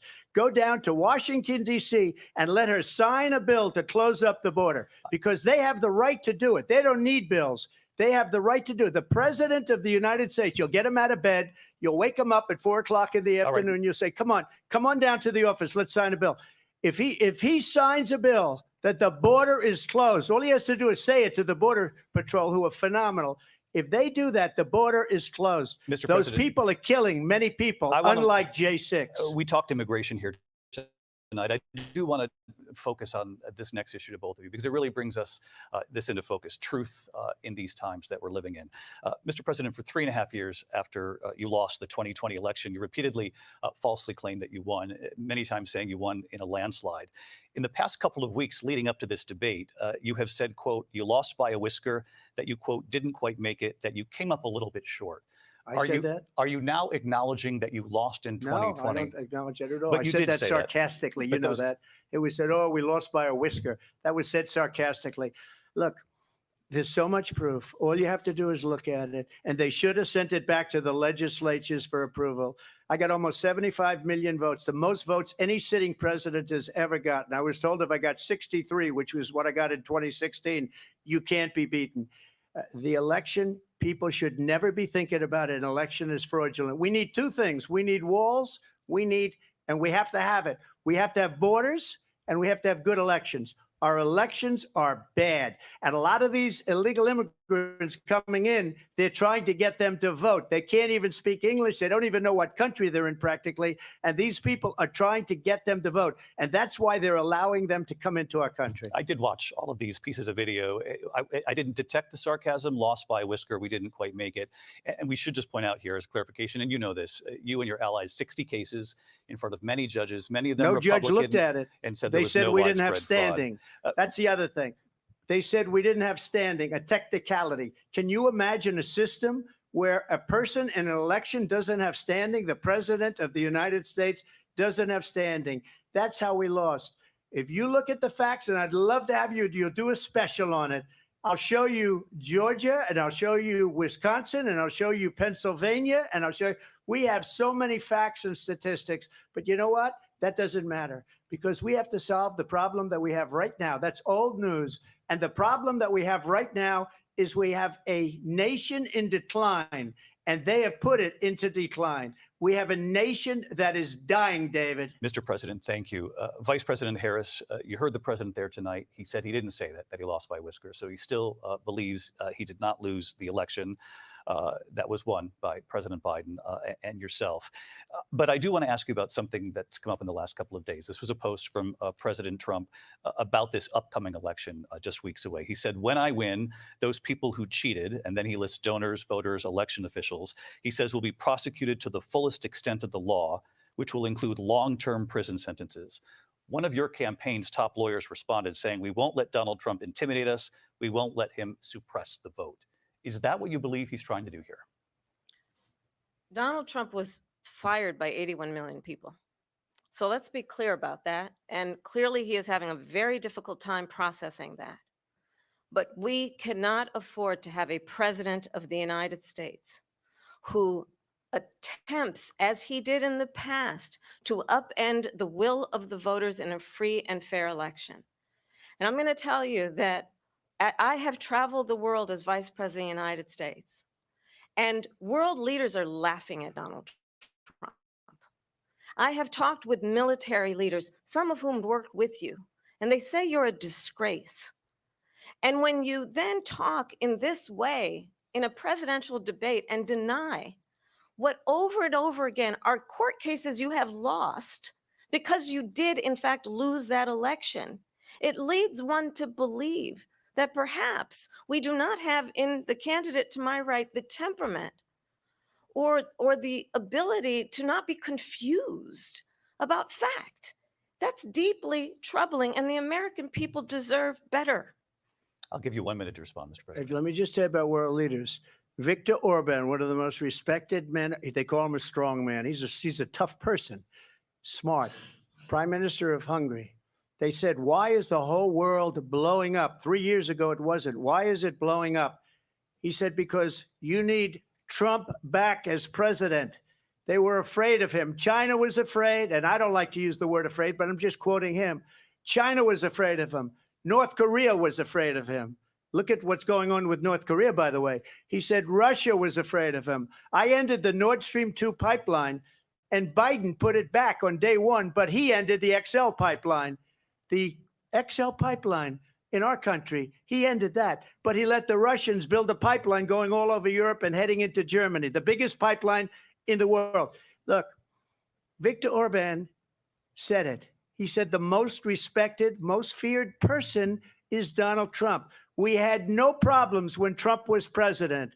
But when this weak, pathetic man that you saw at a debate just a few months ago, that if he weren't in that debate, he'd be running instead of her. She got no votes. He got 14 million votes. What you did, you talk about a threat to democracy.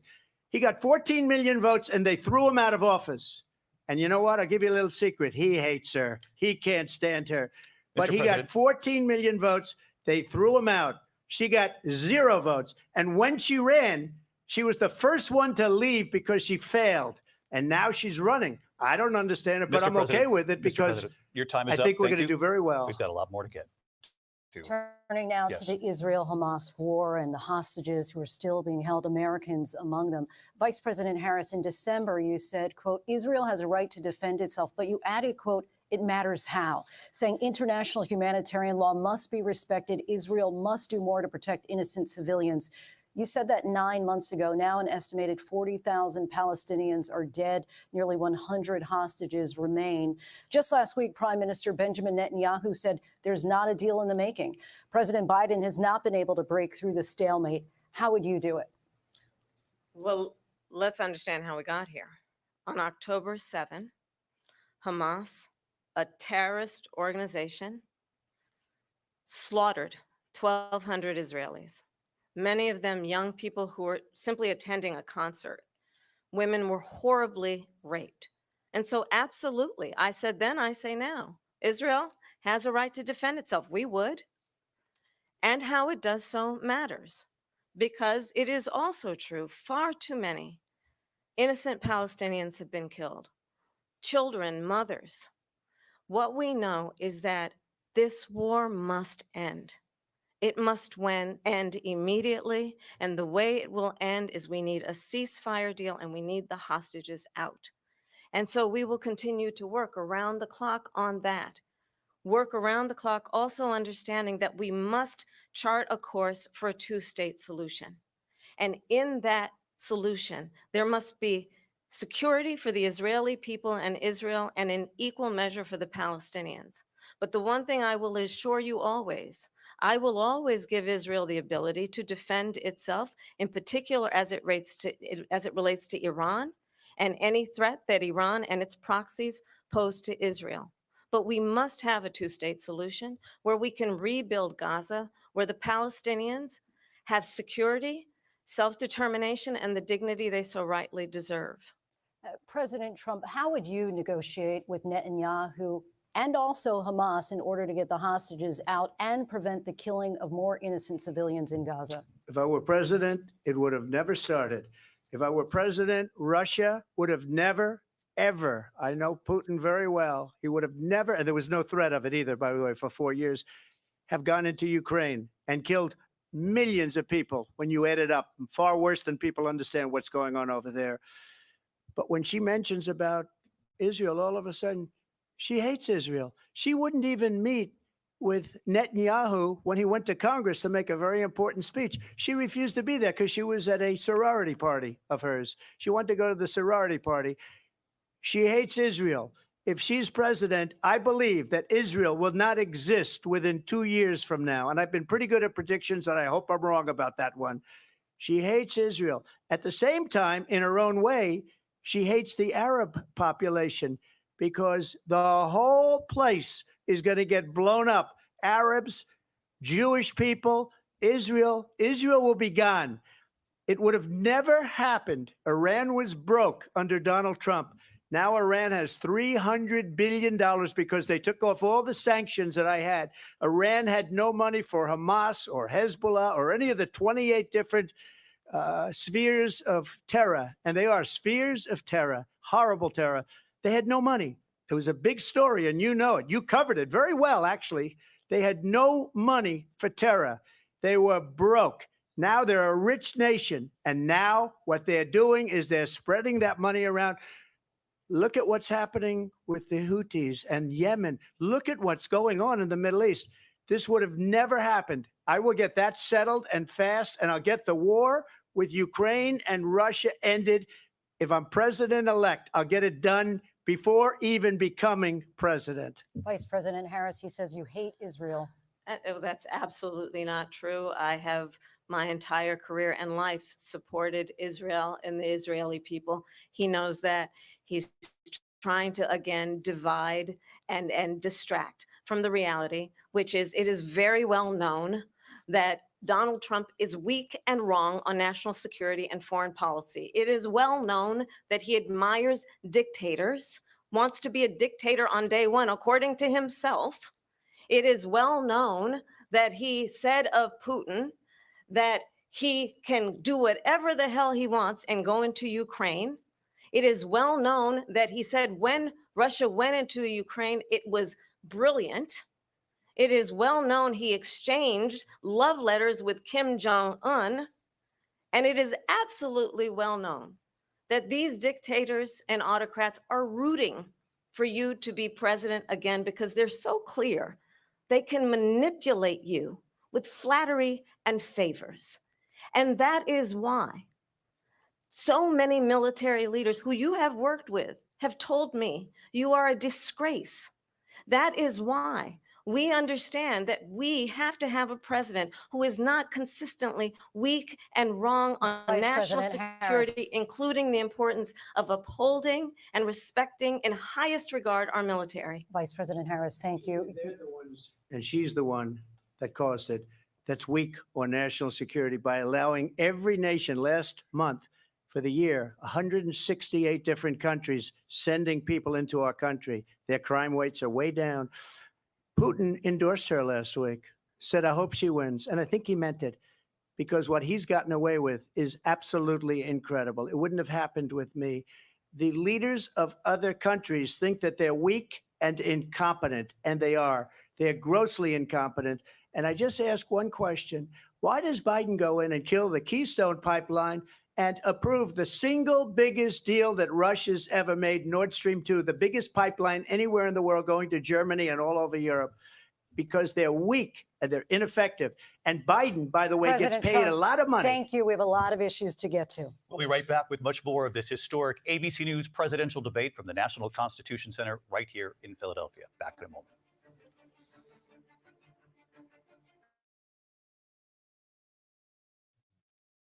All right, so far so good. So far so good. My critique would be go at him just more on the crap that he's saying. She's starting to do that a little more. I think she's doing very well. I think she's just doing it in a different way. I think she would maybe just answer the question a little bit more directly and then go into what she has to say. Maybe just another critique, but that's about it. What do you guys think? I know you guys have been liking it in the chat. You guys have been chatting it up. Please hit that like button if you have not yet used watching Blunt Politics coverage of the 2024 national presidential debate. Hit the like button. Subscribe if you are not subscribed yet. We're trying to get to 7,500. I appreciate you guys watching with me. I know there's a multitude of places you could be watching, and you guys are right here, so I very much appreciate that. Again, if you're just joining us, I'm not talking over the debate. This is just because there's a commercial break. As soon as it comes back, I'll put it back on, and that'll be the end of hearing from me. He is. I think he's getting rattled. I would like some more fact checking. I really would. They've done it a couple times. on the major ones. But, again, he's still getting away with far too much, in my opinion. But again, he throws so much out there that there'd be no chance, which is what he plans on. There's no chance that they could sit here and call out everything, all his bullshit. You couldn't do it. You'd be sitting, that would be the whole friggin' debate. So, and I think he's playing off that. Not huge on the bringing up the bloodbath thing, because I think that was, seen as debunked in the media. So I wouldn't want to give them anything to call her out on, and and maybe talking while the microphone's off, because I didn't like that he got in that little stupid I'm talking jab because he's watched the video of her 1,000 times. But just my simple critiques, that's all. Obviously, he's an idiot. He's getting away with way too much. Brian, who would you vote? Who would vote for him? Great question, Bicycle Mike. Great friggin' question, honestly. And I hope there's a lot of the nation watching this. I really do. I hope a lot of people are watching this tonight, because Donald Trump's really showing his ass on national television. I just, keep going at him, keep pissing him off, keep talking about his failed policies, talk about his failed businesses, whatever you got to do to get under his skin, get under his skin. I'm surprised he's coming out with, yeah, you like my signs? Sorry, they're kind of last minute. I don't even own a Shopee, I don't think. So I'm trying to go over it as many times as I can in the pen. But yeah, just a few little small critiques. That's all. I just maybe more of how I would go about it. Not saying that the way she's doing it is wrong, because obviously she's kicking ass. She's brought up a lot of good points. She's hammering them home. I think she's getting better as this has gone on, tell you the truth. Let's see here. Oh, I think it's just muted. I hope let's see. I just want to make sure that I'm live and I'm not missing anything. I am live. All right, we're live at this time. We are live at this time. Let's see here. I think her facial expressions are speaking for. Yes. Yes, correct. I love when he's speaking and she's looking like just like almost in enjoyment, like, oh, this is good. Like, this is good. Like, keep talking, buddy. Keep talking. That helmet is actually, I guess, technically, but not technically, a World War II Navy helmet, because it was originally built and made and supposed to be in World War II, but the war ended. I don't know. I guess some country dropped a couple huge bombs and ended that one and defeated Germany. But yeah, so the ship was not actually used in World War II, but it was used in Korea. So I got that off the ship. Let's see here. So read a couple comments. What's up, Slacks? What's going on, brother? What's going on? The look of pity she gives him is priceless. Yeah, I think that's a good way to explain it. Just the look of like, oh, so sad. All right, here we go.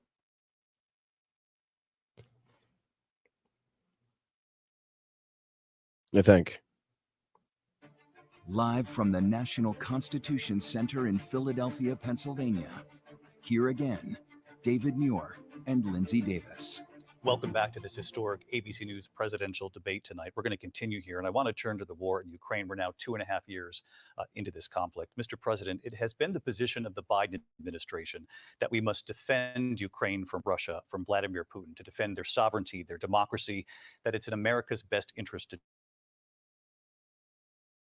do so, arguing that if you have said you would solve this war in 24 hours. You said so just before the break tonight.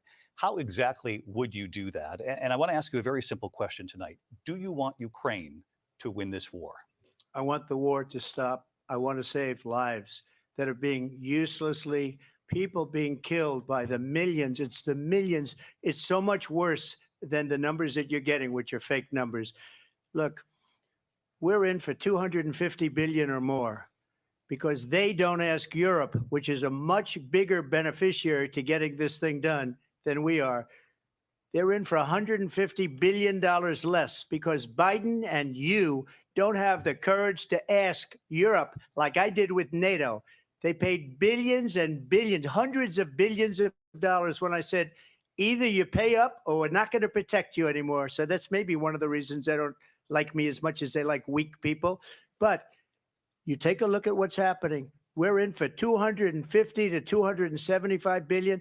They're into 100 to 150. They should be forced to equalize. With that being said, I want to get the war settled. I know Zelensky very well, and I know Putin very well. I have a good relationship, and they respect your president, okay? They respect me. They don't respect Biden. How would you respect him? Why? For what reason? He hasn't even made a phone call in 2 years to Putin, hasn't spoken to anybody. They don't even try and get it. That is a war that's dying to be settled. I will get it settled before I even become president. If I win, when I'm president-elect, and what I'll do is I'll speak to one, I'll speak to the other, I'll get them together. That war would have never happened. And in fact, when I saw Putin after I left, unfortunately left because our country has gone to hell. But after I left, when I saw him building up soldiers, he did it after I left. I said, oh, he must be negotiating. It must be a good, strong point of negotiation. Well, it wasn't, because Biden had no idea how to talk to him. He had no idea how to stop it. And now you have millions of people dead, and it's only getting worse, and it could lead to World War III. Don't kid yourself, David. We're playing with World War III, and we have a president that we don't even know if he's. Where is our president? We don't even know if he's a president. And just to clarify they here, threw him out of a campaign like a dog. We don't even know. Is he our president? But we have a president, Mr. President, that doesn't know he's alive. your time is up. Just to clarify in the question, do you believe it's in the U.S. best interest for Ukraine to win this war? Yes or no? I think it's the U.S. best interest to get this war finished and just get it done. All right. Negotiate a deal, because we have to stop all of these human lives from being destroyed. I want to take this to Vice President Harris. I want to get your thoughts on support for Ukraine in this moment, but also as Commander-in-Chief, if elected, how would you deal with Vladimir Putin, and would it be any different from what we're seeing from President Biden? Well, first of all, it's important to remind the former president, you're not running against Joe Biden, you're running against me. I believe the reason that Donald Trump says that this war would be over within 24 hours is because he would just give it up. And that's not who we are as Americans. Let's understand what happened here. I actually met with Zelensky a few days before Russia invaded, tried through force to change territorial boundaries, to defy one of the most important international rules and norms, which is the importance of sovereignty and territorial integrity. And I met with President Zelensky. I shared with him American intelligence about how he could defend himself. Days later, I went to NATO's eastern flank, to Poland and Romania. And through the work that I and others did, we brought 50 countries together to support Ukraine in its righteous defense. And because of our support, because of the air defense, the ammunition, the artillery, the javelins, the Abrams tanks that we have provided, Ukraine stands as an independent and free country. If Donald Trump were president, Putin would be sitting in Kyiv right now. And understand what that would mean, because Putin's agenda is not just about Ukraine. Understand why the European allies and our NATO allies are so thankful that you are no longer president, and that we understand the importance of the greatest military alliance the world has ever known, which is NATO, and what we have done to preserve the ability of Zelensky and the Ukrainians to fight for their independence. Otherwise, Putin would be sitting in Kyiv with his eyes on the rest of Europe, starting with Poland. And why don't you tell the 800,000 Polish Americans right here in Pennsylvania how quickly you would give up for the sake of favor and what you think is a friendship with what is known to be a dictator who would eat you for lunch. Vice President Harris, thank you. We've heard from both of you on Ukraine tonight. Afghanistan came up in the last hour. I wanted her to respond to something you said earlier, and please, I'll give you a minute here. Putin would be sitting in Moscow, and he wouldn't have lost 300,000 men and women, but he would have been sitting in Moscow. Quiet, please. He would have been sitting in Moscow, much happier than he is right now. But eventually, you know, he's got a thing that other people don't have. He's got nuclear weapons. They don't ever talk about that. He's got nuclear weapons. Nobody ever thinks about that. And eventually, maybe he'll use them, and maybe he hasn't been that threatening, but he does have that. Something we don't even like to talk about. Nobody likes to talk about it. But just so you understand, they sent her to negotiate peace before this war started. 3 days later, he went in and he started the war because everything they said was weak and stupid. They said the wrong things. That war should have never started. She was the emissary. They sent her in to negotiate with Zelensky and Putin, and she did. And the war started 3 days later.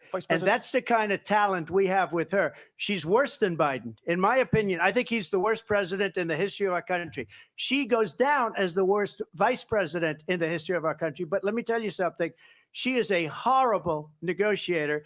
They sent her in to negotiate. As soon as they left, Putin did the invasion. President Trump, thank you. You did bring up something. You said she went to negotiate with Vladimir Putin. Vice President Harris, have you ever met Vladimir Putin? Can you clarify tonight?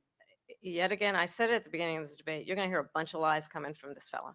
And that is another one. When I went to meet with President Zelensky, I've now met with him over 5 times.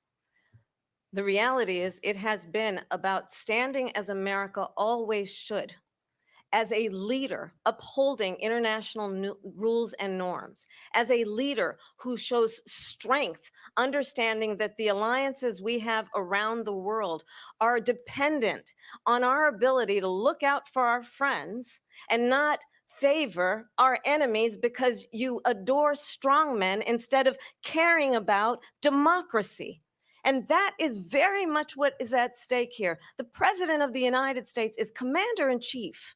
And the American people have a right to rely on a president who understands the significance of America's role and responsibility in terms of ensuring that there is stability and ensuring we stand up for our principles and not sell them for the benefit of personal flattery.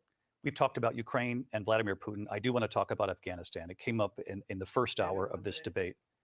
I want to move on to Afghanistan. Stoltenberg said Trump did the most amazing thing I've ever seen. He got these countries, the 28 countries at the time, to pay up. He said, I've never seen, he's the head of NATO. He said, I've never seen. For years, we were paying almost all of NATO. We were being ripped off by European nations, both on trade and on NATO. I got them to pay up by saying one of the statements you made before, if you don't pay, we're not going to protect you. President Otherwise, Trump. we would have never gotten it. He said it was one of the most incredible jobs that he's ever seen done. Thank you. I want to turn to Afghanistan. It came up in the first hour of the debate, and we witnessed a poignant moment today on Capitol Hill, honoring the soldiers who died in the chaotic withdrawal from Afghanistan. I do want to ask the Vice President, do you believe you bear any responsibility in the way that withdrawal played out? Well, I will tell you, I agreed with President Biden's decision to pull out of Afghanistan. 4 presidents said they would, and Joe Biden did. And as a result, America's taxpayers are not paying the $300 million a day we were paying for that endless war. And as of today, there is not one member of the United States military who is in active duty in a combat zone in any war zone around the world, the first time this century. But let's understand how we got to where we are. Donald Trump, when he was president, negotiated one of the weakest deals you can imagine. He calls himself a deal maker. Even his national security advisor said it was a weak, terrible deal. And here's how it went down. He bypassed the Afghan government. He negotiated directly with a terrorist organization called the Taliban. The negotiation involved the Taliban getting 5,000 Taliban terrorists released. And get this, and the president at the time invited the Taliban to Camp David, a place of storied significance for us as Americans, a place where we honor the importance of American diplomacy, where we invite and receive respected world leaders. And this former president, as president, invited them to Camp David because he does not again appreciate the role and responsibility of the President of the United States to be commander-in-chief with a level of respect. And this gets back to the point of how he has consistently disparaged and demeaned members of our military, fallen soldiers, and the work that we must do to uphold the strength and the respect of the United States of America around the world. Vice President Harris, thank you. President Trump, your response to her saying that you began the negotiations with the Taliban. So if you take a look at that period of time, the Taliban was killing our soldiers, a lot of them, with snipers. And I got involved with the Taliban because the Taliban was doing the killing. That's the fighting force within Afghanistan. They don't bother doing that because, you know, they deal with the wrong people all the time. But I got involved. And Abdul is the head of the Taliban. He is still the head of the Taliban. And I told Abdul, don't do it anymore. You do it anymore, you're going to have problems. And he said, why do you send me a picture of my house? I said, you're going to have to figure that out, Abdul. And for 18 months, we had nobody killed. We did have an agreement negotiated by Mike Pompeo. It was a very good agreement. The reason it was good, it was we were getting out. We would have been out faster than them, but we wouldn't have lost the soldiers. We wouldn't have left many Americans behind, and we wouldn't have left $85 billion worth of brand new, beautiful military equipment behind. And just to finish, they blew it. The agreement said you have to do this, this, and they didn't do it. They didn't do it. The agreement was terminated by us because they didn't do what they were supposed to do. I want to move on. And these people did the worst withdrawal, and in my opinion, the most embarrassing moment in the history of our country. And by the way, that's why Russia attacked Ukraine, because they saw how incompetent she and her boss are. President Trump, thank you. I want to move on now to race and politics in this country. Mr. President, you recently said of Vice President Harris, quote, I didn't know she was black until a number of years ago when she happened to turn black, and now she wants to be known as black. I want to ask a bigger picture question here tonight. Why do you believe it's appropriate to weigh in on the racial identity of your opponent? I don't, and I don't care. I don't care what she is. I don't care. You make a big deal out of something. I couldn't care less. Whatever she wants to be is okay with me. But those were your words. So I'm I asking. don't know. I mean, all I can say is I read where she was not black, that she put out, and I'll say that. And then I read that she was black, and that's okay. Either one was okay with me. That's up to her. That's up to her. Vice President Harris, your thoughts on this? I think it's, I mean, honestly, I think it's a tragedy that we have someone who wants to be president who has consistently, over the course of his career, attempted to use race to divide the American people. You know, I do believe that the vast majority of us know that we have so much more in common than what separates us, and we don't want this kind of approach that is just constantly trying to divide us, and especially by race. And let's remember how Donald Trump started. He was land, he owned buildings, and he was investigated because he refused to rent property to black families. Let's remember, this is the same individual who took out a full-page ad in the New York Times calling for the execution of 5 young Black and Latino boys who were innocent, the Central Park 5. Took out a full-page ad calling for their execution. This is the same individual who spread birther lies about the first Black president of the United States. And I think the American people want better than that, want better than this, want someone who understands, as I do, I travel our country. We see in each other a friend. We see in each other a neighbor. We don't want a leader who is constantly trying to have Americans point their fingers at each other. I meet with people all the time who tell me, can we please just have discourse about how we're going to invest in the aspirations and the ambitions and the dreams of the American people? Knowing that regardless of people's color or the language their grandmother speaks, we all have the same dreams and aspirations and want a president who invests in those, not in hate and division. Vice President Harris, thank you. Lindsay? President Trump, this is now your 3rd time.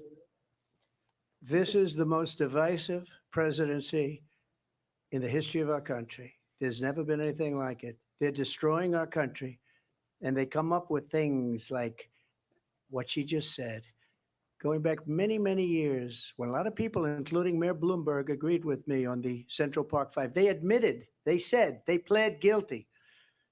And I said, well, if they pled guilty, they badly hurt a person, killed a person ultimately. And if they pled guilty, then they pled, we're not guilty. But this is a person that has to stretch back years, 40, 50 years ago, because there's nothing now. I built one of the greatest economies in the history of the world, and I'm going to build it again. It's going to be bigger, better, and stronger. But they're destroying our economy. They have no idea what a good economy is. Their oil policies, every single policy. And remember this, she is Biden. You know, she's trying to get away from Biden. I don't know the gentleman, she says. She is Biden. The worst inflation we've ever had, a horrible economy because inflation has made it so bad, and she can't get away with that. Thank you. Your time is up. I want to respond to that, though. I want to just respond briefly. Clearly, I am not Joe Biden, and I am certainly not Donald Trump. And what I do offer is a new generation of leadership for our country, one who believes in what is possible, one who brings a sense of optimism about what we can do instead of always disparaging the American people. I believe in what we can do to strengthen our small businesses, which is why I have a plan. Let's talk about our plans and let's compare the plans. I have a plan to give startup businesses $50,000 tax deduction to pursue their ambitions, their innovation, their ideas, their hard work. I have a plan, $6,000 for young families for the first year of your child's life to help you in that most critical stage of your child's development. I have a plan that is about allowing people to be able to pursue what has been fleeting in terms of the American dream by offering a help with down payment of $25,000 down payment assistance for first-time home buyers. That's the kind of conversation, I believe, David, that people really want tonight, as opposed to a conversation that is constantly about belittling and name calling. Let's turn the page. Vice President and move Harris, forward. thank you. Let's turn to policy. President Let's Trump, turn back we to have policy. to move on. President Trump. Let's turn to policy, please. To defund the police. She has a plan to confiscate everybody's gun. President Trump, she we has do a have to plan move to on to not other allow issues. fracking in Pennsylvania or anywhere else. Okay. That's you, Mr. what her President. plan is until just recently. I just need Lindsay, to go ahead. respond President because Trump- no, the President former Trump- president has said No, I'm something sorry. twice that I need to No, respond to. I'm sorry. I We're just gonna need to move respond on, Vice one President time Harris. to what he has President said Trump, this multiple is times. now your Yes. third time running for president. You have long vowed to repeal and replace the Affordable Care Act, also known as Obamacare. You have failed to accomplish that. You now say you're going to keep Obamacare, quote, unless we can do something much better. Last month, you said, quote, we're working on it. So tonight, 9 years after you first started running, do you have a plan, and can you tell us what it is? Obamacare was lousy health care, always was. It's not very good today. And what I said, that if we come up with something, and we are working on things, we're going to do it and we're going to replace it. But remember this, I inherited Obamacare because Democrats wouldn't change it. They wouldn't vote for it. They were unanimous. They wouldn't vote to change it. If they would have done that, we would have had a much better plan than Obamacare. But the Democrats came up. They wouldn't vote for it. I had a choice to make when I was president. Do I save it and make it as good as it can be, never going to be great, or do I let it rot? And I felt I had an obligation, even though politically it would have been good to just let it rot and let it go away. I decided, and I told my people, the top people, and they're very good people. I have a lot of good people in that administration. We read about the bad ones. We had some real bad ones too, and so do they. They have really bad ones. The difference is they don't get rid of them. But let me just explain. I had a choice to make. Do I save it and make it as good as it can be, or do I let it rot? And I saved it. I did the right thing. But it's still never going to be great, and it's too expensive for people. And what we will do is we're looking at different plans. If we can come up with a plan that's going to cost our people, our population, less money and be better health care than Obamacare, then I would absolutely do it. But until then, I'd run it as good as it can be run. So just a yes or no, you still do not have a plan. I have concepts of a plan. I'm not president right now. But if we come up with something, I would only change it if we come up with something that's better and less expensive. And there are concepts and options we have to do that. and you'll be hearing about it in the not too distant future. Vice President Harris, in 2017, you supported Bernie Sanders' proposal to do away with private insurance and create a government-run healthcare system. 2 years later, you proposed a plan that included a private insurance option. What is your plan today? Well, first of all, I absolutely support, and over the last 4 years as vice president, private healthcare options. But what we need to do is maintain and grow the Affordable Care Act. But I'll get to that, Lindsay. I just need to respond to a previous point that the former president has made. I've made very clear my position on fracking. And then this business about taking everyone's guns away. Tim Walz and I are both gun owners. We're not taking anybody's guns away. So stop with the continuous lying about this stuff. As it relates to the Affordable Care Act, understand, just look at the history to know where people stand. When Donald Trump was president, 60 times he tried to get rid of the Affordable Care Act. 60 times. I was a senator at the time when I will never forget the early morning hours when it was up for a vote in the United States Senate. And the late, great John McCain, who you have disparaged as being, you don't like him, you said at the time, because he got caught. He was an American hero. The late, great John McCain, I will never forget that night, walked onto the Senate floor and said, no, you don't. No, you don't. No, you don't get rid of the Affordable Care Act. You have no plan. And what the Affordable Care Act has done is eliminate the ability of insurance companies to deny people with pre-existing conditions. I don't have to tell the people watching tonight, you remember what that was like? Remember when an insurance company could deny if a child had asthma, if someone was a breast cancer survivor, if a grandparent had diabetes? And thankfully, as I've been vice president and we over the last 4 years have strengthened the Affordable Care Act, we have allowed for the first time Medicare to negotiate drug prices on behalf of you, the American people. Donald Trump said he was going to allow Medicare to negotiate drug prices. He never did. We did. And now we have capped the cost of insulin at $35 a month. Since I've been vice president, we have capped the cost of prescription medication for seniors at $2,000 a year. And when I am president, we will do that for all people, understanding that the value I bring to this is that access to health care should be a right and not just a privilege of those who can afford it. And the plan has to be to strengthen the Affordable Care Act, not get rid of it. Vice Pass this President prologue Harris, in thank terms you. of where Donald Trump stands on that. I want to move to an issue that's important for a lot She made of a mistake. Number one, John McCain fought Obamacare for 10 years. But it wasn't only him. It were all of the Democrats that kept it going. And you know what? We can do much better than Obamacare, much less money. But she won't improve private insurance for people, private medical insurance. That's another thing she doesn't want to get. People Trump are paying privately for insurance that have worked hard and made money, and they want to have private. She wants everybody to be on government insurance where you wait 6 months for an operation that you need immediately. President Trump, thank you. We have another issue that we'd like to get to that's important for a number of Americans, in particular younger voters, and that's climate change. President Trump, with regard to the environment, you say that we have to have clean air and clean water. Vice President Harris, you call climate change an existential threat. The question to you both tonight is, what would you do to fight climate change? And Vice President Harris, we'll start with you. 1 minute for you each. Well, the former president had said the climate change is a hoax. And what we know is that it is very real. You ask anyone who lives in a state who has experienced these extreme weather occurrences, who now is either being denied home insurance or it's being jacked up. You ask anybody who has been the victim of what that means in terms of losing their home, having nowhere to go. We know that we can actually deal with this issue. The young people of America care deeply about this issue.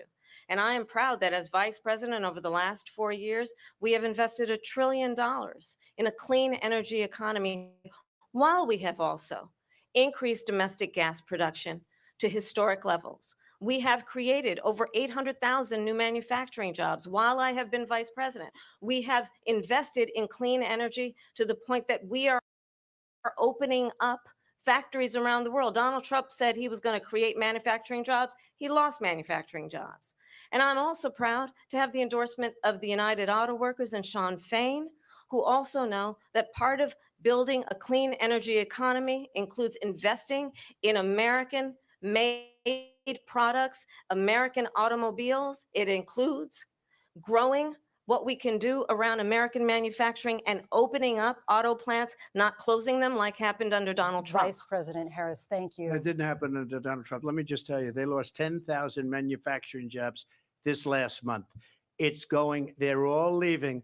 They're building big auto plants in Mexico, in many cases owned by China. They're building these massive plants, and they think they're going to sell their cars into the United States because of these people.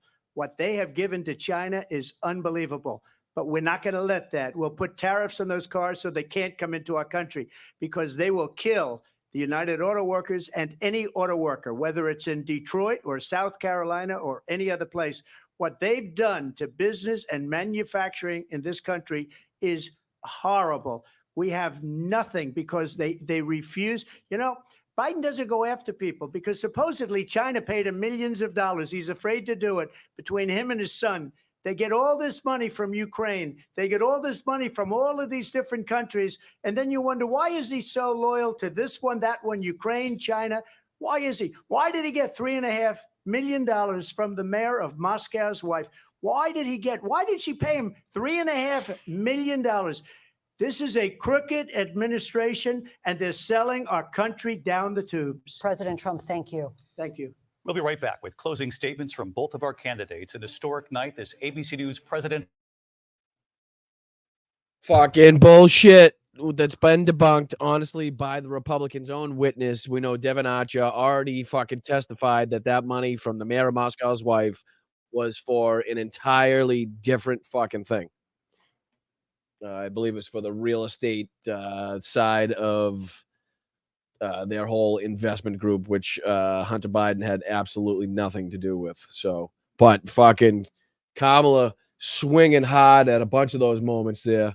Fucking swinging hard. Trump does not seem happy. Seems like he's flailing. You know, when he's pulling out the $3 million from Moscow on national television, besides at his rallies, he's fucking flailing. He is fucking flailing, and I'm happy about it. So far, so good. So far, so good. What do you guys think? What are we thinking here? A lot of fucking happy people in the chat. A lot of she kicked his ass. Same old bullshit from him. Kamala is cool. Media doesn't know how to do their job. I agree with that 100% there, my friend Stephen. I do. In here, make sure you hop out, hit the like if you haven't yet, subscribe if you haven't yet. If you find yourself liking what you're watching, I know I'm not giving any color commentary over the debate, but it would really help if you just hit the subscribe button. It's free. You might as well. You're here. You might as well. You're loving the chat. The chat's great. What's going on, chat? How we doing, Nicholas? What's going on, brother? CR, what's going on? Darcy, Steven, Peter, thank you so much for your contributions, my friend. I appreciate it, Turpy. Oh, you know what I got to do? Where'd my phone go? Oh, shit, my phone. I got to check in on, I got to do a meld check-in. Hold on. Shit. There's a different mountain. The fire jumped the highway and the people having it. Oh, yeah, the entire city of Wrightwood, California is under an evacuation order. Webcam footage from a mountain high ski resort shows the bridge fire burning through the resort. So, again, thoughts and prayers to everybody in Southern California or anywhere in California that's dealing with the wildfires at the moment. Right now, we're dealing with a wildfire as Kamala Harris is storming right now to an easy victory. If she can just continue this pace, continue these facts, continue going at Donald Trump, continue flustering Donald Trump, I think Donald Trump's really not going to be happy with his performance here. I hope the media sees what I'm seeing and covers it the way that I'm, seeing it should be covered, tell you the truth. What are you saying, Jen? What do you got? Jen says they let him speak out of turn, but cut her off. What the fuck?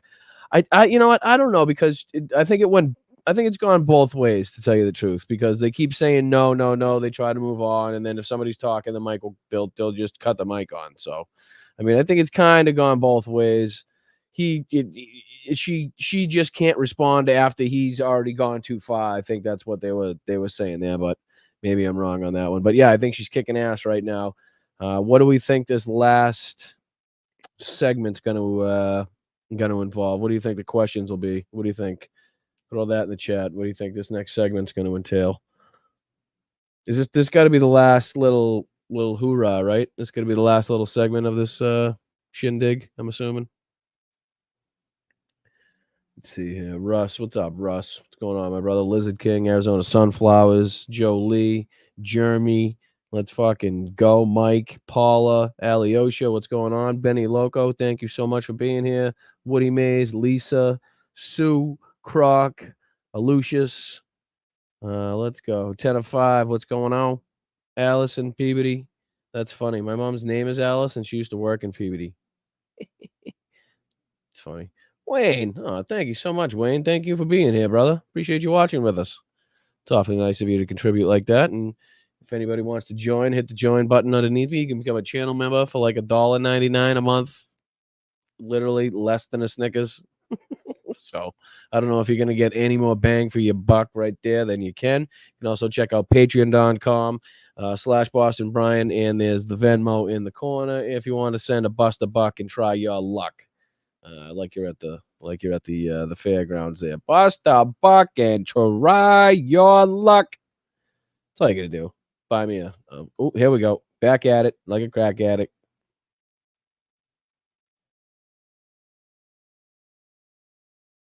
Live from the National Constitution Center in Philadelphia, Pennsylvania. Here again, David Muir and Lindsay Davis. Welcome back tonight. The time has come for closing statements, and Vice President Harris, we begin with you. So I think you've heard tonight two very different visions for our country. One that is focused on the future, and the other that is focused on the past, and an attempt to take us backward. But we're not going back. And I do believe that the American people know we all have so much more in common than what separates us. And we can chart a new way forward. And a vision of that includes having a plan, understanding the aspirations, the dreams, the hopes, the ambition of the American people, which is why I intend to create an opportunity economy, investing in small businesses, in new families, in what we can do around protecting seniors, what we can do that is about giving hardworking folks a break and bringing down the cost of living. I believe in what we can do together that is about sustaining America's standing in the world and ensuring that we have the respect that we so rightly deserve, including respecting our military and ensuring we have the most lethal fighting force in the world.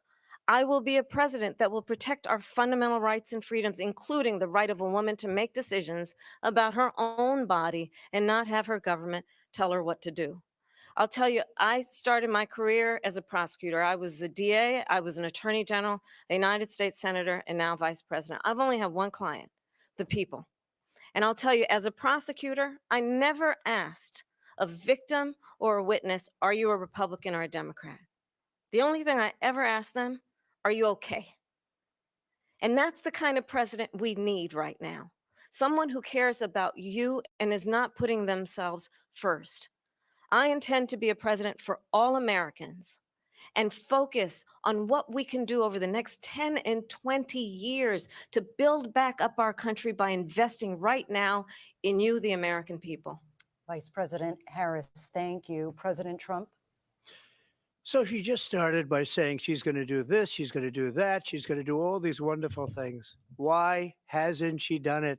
She's been there for 3.5 years. They've had 3.5 years to fix the border. They've had 3.5 years to create jobs and all the things we talked about. Why hasn't she done it? She should leave right now, go down to that beautiful White House, go to the Capitol, get everyone together and do the things you want to do, but you haven't done it. And you won't do it because you believe in things that the American people don't believe in. You believe in things like we're not going to frack, we're not going to take fossil fuel, we're not going to do things that are going to make this country strong, whether you like it or not. Germany tried that, and within 1 year, they were back to building normal energy plants. We're not ready for it. We can't sacrifice our country for the sake of bad vision. But I just ask one simple question. Why didn't she do it? We're a failing nation. We're a nation that's in serious decline. We're being laughed at all over the world. All over the world, they're laughed. I know the leaders very well. They're coming to see me. They call me. We're laughed at all over the world. They don't understand what happened to us as a nation. We're not a leader. We don't have any idea what's going on. We have wars going on in the Middle East. We have wars going on with Russia and Ukraine. We're going to end up in a third world war, and it'll be a war like no other because of nuclear weapons, the power of weaponry. I rebuilt our entire military. She gave a lot of it away to the Taliban. She gave it to Afghanistan.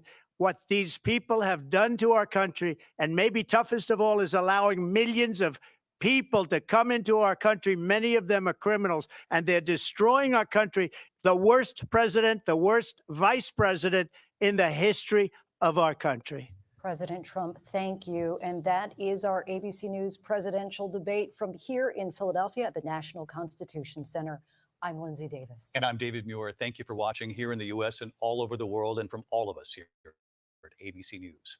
Good night. Thank you. Thank you.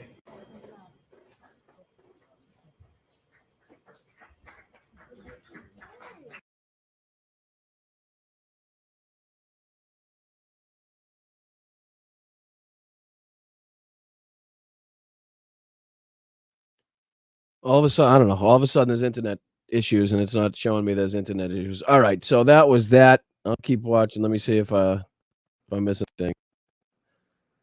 I don't know why everything's so slow right now. Everything's so slow right now. All right, no. All right, so Jeepers creepers. What's going on here? Am I being attacked by the deep state? Nothing's happening. Nothing's happening. Can you hear me? Can you see? Let's go. What do you think? I think she did very well. I think she did very, very, very well. A couple different angles she could have taken that I would have maybe taken a few different angles at, but that's just me. You know, what are you going to do? You can't win them all and everything like here. But I think she did very, very, very well. I think that Hal is going to be on, obviously, doing his thing. I think if I read the text correctly, I think I have a link in there where I might pop on with Hal, give him my 2 cents, and I want to kind of hear what he thought about the whole debate. It would be great. I didn't get a chance to check out his tweets. I heard he was tweeting a storm out there. If anybody was. So I think we did very well tonight. I think Donald Trump showed his ass like he usually does. I think that Kamala Harris got him on some very, very major points. I think she got him to be frustrated. Got under his skin. He couldn't even look her in the eye, which I thought was a very big thing tonight. There's a lot of points, So yeah, why don't we go raid Hal? I'm gonna go check my emails. Is he? Make sure that he's on. I guess hold on. Let me check my phone. I'll check my phone. If he's on right now, I'll pop off and you guys we'll raid Hal. Make sure you tell him he came from me. Let's see here. Let me reset. Let me reset. Not yet. He's not on yet. But I'll get the message when he does pop on. For some reason, I'm not moving in my screen here, so I'm hoping that you guys can see me and hear me. I'm just kind of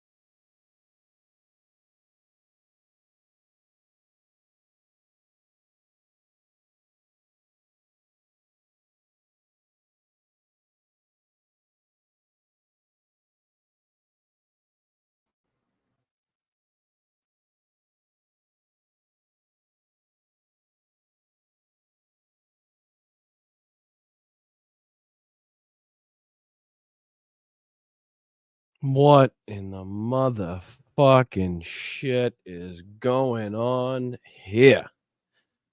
Good God Almighty. Somehow I restarted the whole goddamn fucking computer and the live's still going on. I don't know how.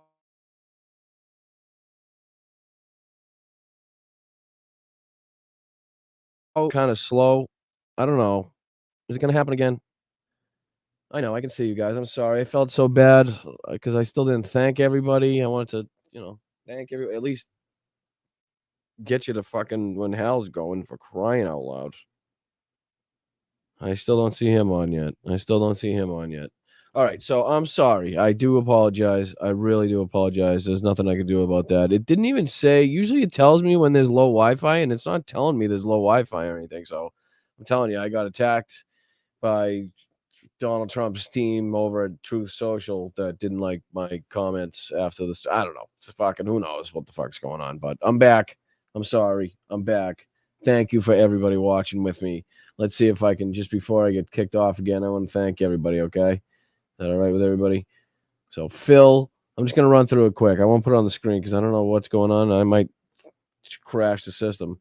So, I'm going to go through them, Phil, quick. Phil, Bicycle Mike, Nick, thank you so much. Jerry Cummins was a member for 4 months. Slacks, as always. Joe Lee.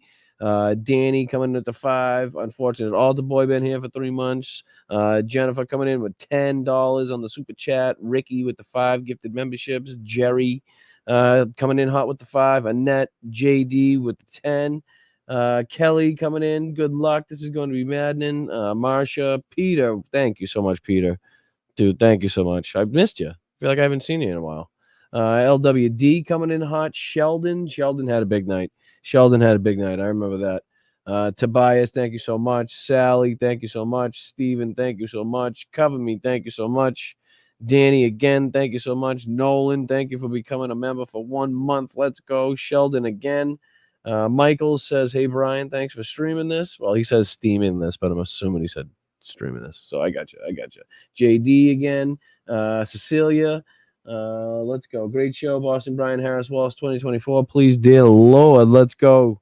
Celia, appreciate you. Sheldon going back to back. Deanne, thank you also for the Venmo. She also sent me a Venmo. You can also do the same thing. If you take a picture of that, send a buck or two, bust a buck, and try your luck is usually what I say. But whatever you want to do. Thank you so much. Sheldon again. Let's go. Big night for Sheldon. Let's go. Another one for Sheldon. Deanne again. Wayne gifting 10. Let's fucking go. John, Kamala kicking in his mushroom. Let's go. Peter with $10. Luis coming in with 5. Erica with 2. Sheldon with 2. Peter with another 50. Lorenzo with 20. Jen coming in with another 5. Russ been a member for 3 months. Wayne coming in with 10. JD been a member for 5 months. Oh no, I lied. Gifting 5 memberships. You fucking saint. You sainty son of a bitch. Sherry becoming a new member. Lucia, let's go. Sheldon gifting 5 memberships. Big night for Sheldon. Big night. Bethany, Sue, Luis again. LWD, Stoneflower Dragon. Thank you guys so much. I appreciate you. God damn, you guys are fucking awesome, right? 5 eggs. Let's go. All right. So, what's the final thoughts? Give us our final thoughts because I got kicked off. I know you probably already been talking about it and put it in the chat and stuff. But what do we think? Give me a number out of 10. Give me a number out of 10 that you think Kamala Harris did. So 10 being the best, 1 being the worst. How do you think Kamala Harris did? I want to see numbers in the chat. Let's see here. I want to see what we get. 12 out of 10 from Moon Girl on Twitch. She ate him alive, says Danny. 12 says Dave. 9 from Jupiter Judy. Corgi Girl says 10. Solid 8. Michael says 8.7. Benny Loco 10 plus. Denise 10. Kamala 1 by 9. Sorry, I lied. She's saying 9. I get you. 9 plus. 20 out of 10. 9 out of 10. 9.5. 11. 8 out of 10. All right, so we got a lot of high scores here. I'd take these scores any day of the week if I was in a competition. I can tell you that much. But should I say take out your bias? If you could take out your bias, like if you were watching that as somebody, if you could put your mind in the head of somebody that just non-political, really, that somehow stumbled upon that debate and watched the whole thing, but really didn't know a ton about either candidate somehow, do you still think you give it the same score? I think I would. I think it would, to know that the difference between the two candidates is glaring and noticeable. I don't think it takes really anybody that just had to dive deep into politics to realize that, she hit him with the shocks, she hit him with the battery, she hit him with the sexual assault charges, she hit him with the January 6th. They actually did a couple.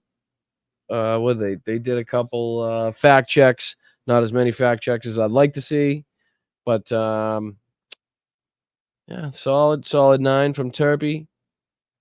Minus my bias, she kicked his butt, Boston Brian. That's what Becky says. Let's see. You know what I want to see? Let's see if we can pull up Twitter without crashing the freaking system. And let's see if let's just see what Twitter did real quick.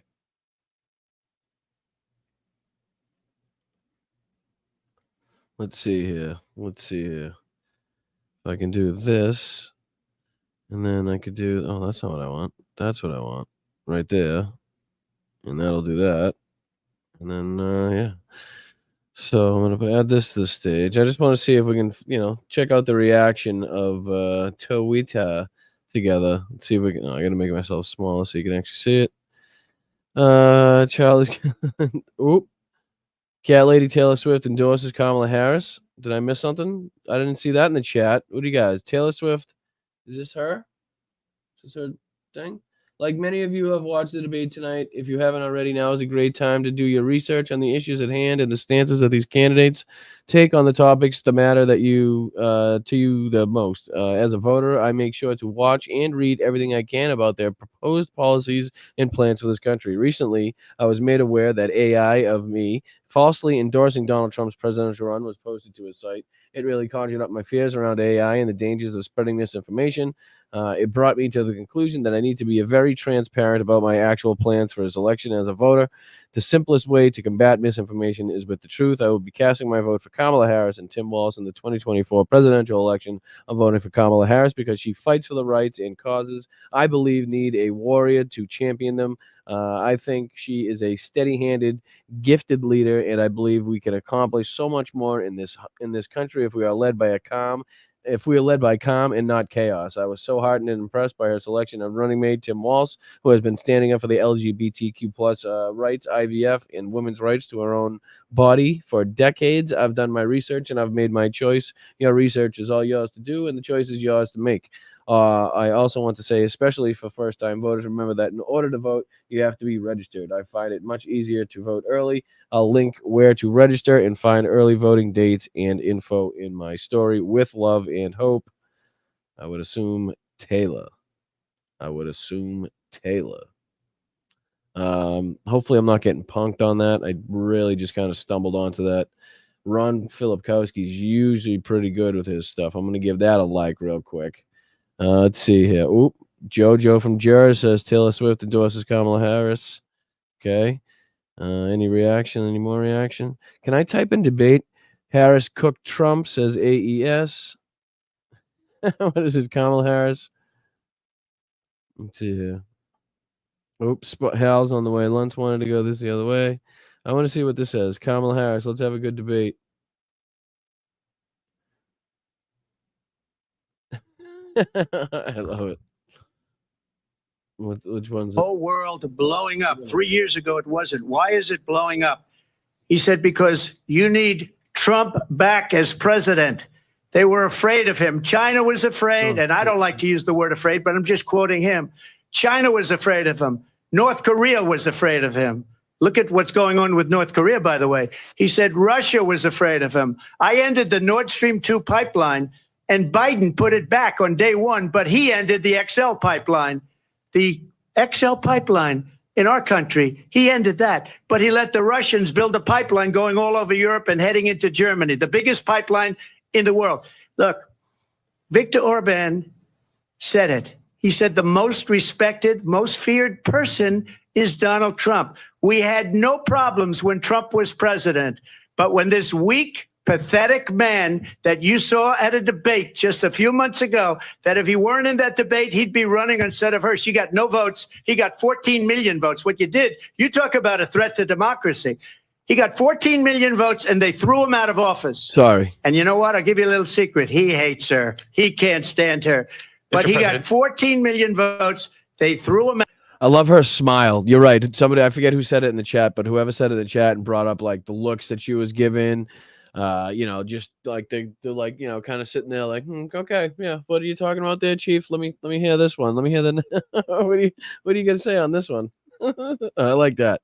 That was a good one. Let's see what else we got. Taylor Swift seems to be a big story. Everything's Taylor Swift right now. Reality just set in that he sold his soul for nothing. Trump War Room. The moderators were clearly biased. They were, I think this is Robert, this is RFK's quote. The moderators were clearly biased. They were constantly fact-checking Donald Trump, but none of these whoppers that the vice president was saying in her failure to answer that first question. The critical first question that simply sat there on the sidelines. See, Asen says, Hume, make no mistake about it. Trump had a bad night. Oh, let's see here. Let's see what this has to say. Something I'm sure his advisors had begged him not to do. In the first debate when Biden attacked him, he just kept his cool and kept going. And he did. Now, look, make no mistake about it. Trump had a bad night. He rose to the bait repeatedly when she baited him. Something I'm sure his advisors had begged him not to do. In the first debate when Biden attacked him, he just kept his cool and kept going. In this debate, he rose to a debate, and we heard so many of the old grievances that we'd long thought that Trump had learned were not winners politically, and there they all were. Talking about how he didn't lose the election and all that. I mean, my sense is that she came out of this in pretty good shape. Now, how long this will last, and is anybody's guess. But for tonight, at least, this was pretty much her night. You're saying she. Now, is there I wonder if there's post-debate reaction. Do you know what I'm saying? I wonder how long it takes for these channels to set up. Do they set up the undecided voter panels? Did anybody do that? Does anybody know about that? Is there any undecided voter panels on CNN or something like that? I think Hal said he's going on at 8:30. Just a show note. I think he said 8:30. I don't think I'll be able to join Hal. I think I'll stick with Mel and make sure that she's okay, because I don't think her situation's gotten any better since we've been on here, and I don't want to hang on here too long. So I'll let Hal. I know he wants to do a full show. You'll get a rerun of this with Hal's commentary, so it'll be good. That'll be something to watch there. So I think he's planning on going on in about 13 minutes. So I'll see if I can get you to Hal. We can raid Hal, and then you guys can have a wonderful night. I do appreciate you watching with me. Again, if you haven't hit the like button, please hit the like button. I think I was just saying that as I was cut off. So if you can subscribe to the channel, that would be fucking fantastic as well. Yeah, no, she's worried. She's worried. She's definitely worried. I mean, it's never good when you have to start packing up essentials just in case. You never want to reach that point in any situation, whether it's a hurricane, tornado, wildfire. Let's see this. Trump breaking new records. Our expectations for you were low, but holy fuck. That's great. I'm just scrolling Twitter if you're just joining us, seeing if I can get some reaction. All right, here's Kamala HQ, which is Kamala's official Twitter. Let's see what the response is on the debate. This is their official. See if I can make it big. Is that all? Can I make it any bigger? Yeah, let's see. Let's see here.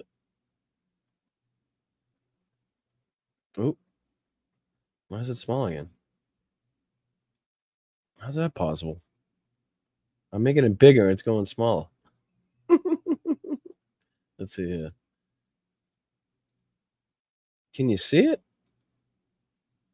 Can you read it? All right, I'll read it for you. Here we go. Tonight, Vice President Harris commanded the stage on every single issue that matters to the American people. Americans saw exactly what kind of president Kamala Harris will be, one who offers a new way forward for the country, one who will be a president for all Americans, and who will turn the page once and for all on the darkness and division of Donald Trump.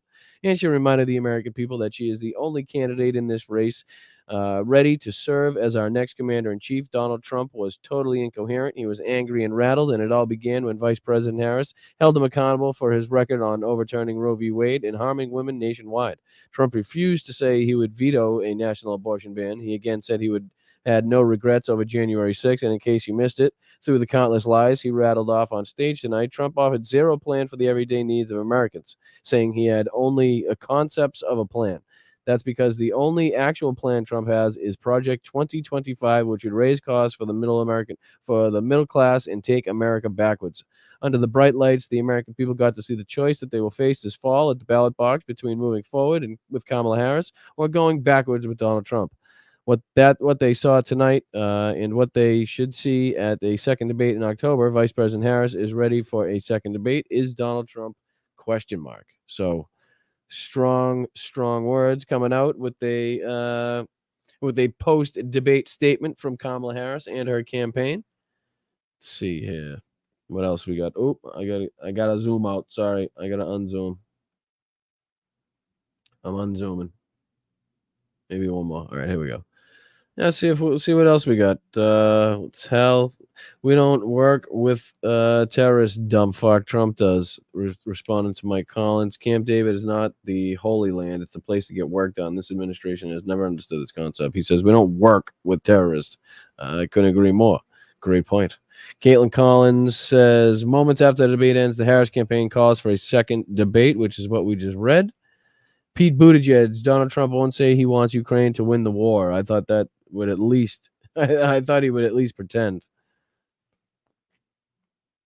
Breaking, calling for a second debate.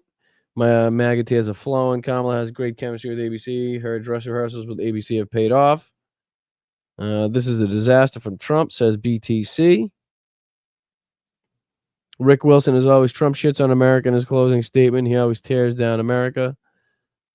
What the fuck GOP? The Taylor Swift endorsement headline is on the ticker on MSNBC. Maddow was commenting on it. MAGA is fucking done. Midas Touch says he's sad. He's a sad individual. Let's see what Jesse Waters has to say here. This fucking pompous prick that I'd love to meet in an elevator. With some of these memorable lines. All the memorable lines were from Donald. Jesse, your thoughts? I don't think the American people are watching and thinking any of these people won. This was rough.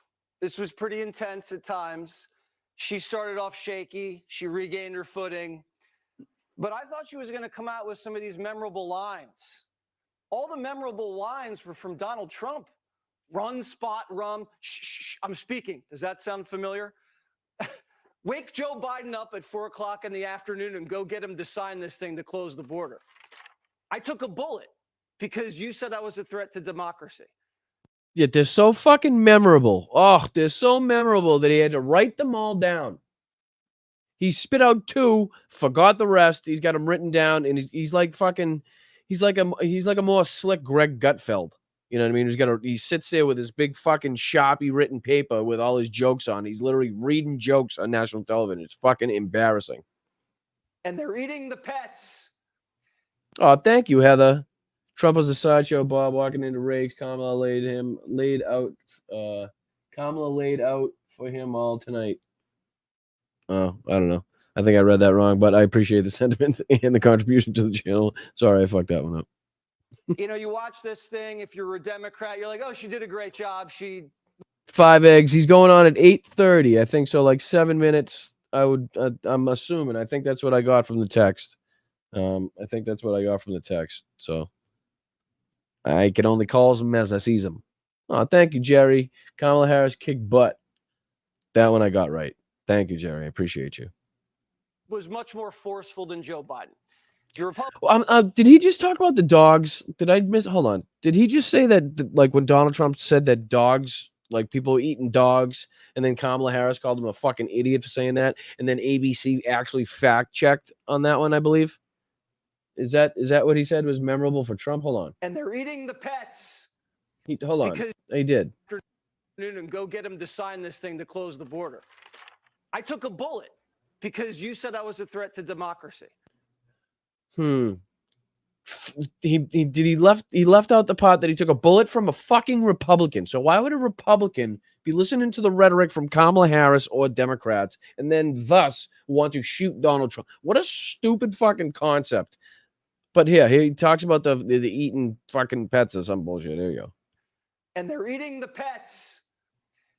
You know, you watch this thing. Totally fails to mention the fact that they called him out twice for it. If you're a Democrat, you're like, oh, she did a great job. She was much more forceful than Joe Biden. If you're a Republican, you look at this and you're like, that's Donald Trump. Exactly. Fucking spot on, Jesse. You know what? The first time I think I'm ever going to agree with you, slick Rick looking fucking piece of shit ass. That is Donald Trump. That is an incoherent, mumbling, bumbling fool who, with every breath that comes through those fucking tiny little lips that can't even fucking sip water, is lying with every fucking waking breath that man has in his body. Nothing that man said tonight was right. They fact checked him maybe 2 or 3 times, but guaranteed you could find more. We're gonna hear from who's the guy on CNN that usually comes out. Okay, so Donald Trump fucking lied 48 times. He lied about this. He lied about this. There's a video you can watch from the last debate where they fucking, it's like 3 minutes long. They go through every time the guy lied. It's ridiculous. He had some moments where you were like, oh my God. Brain spurs.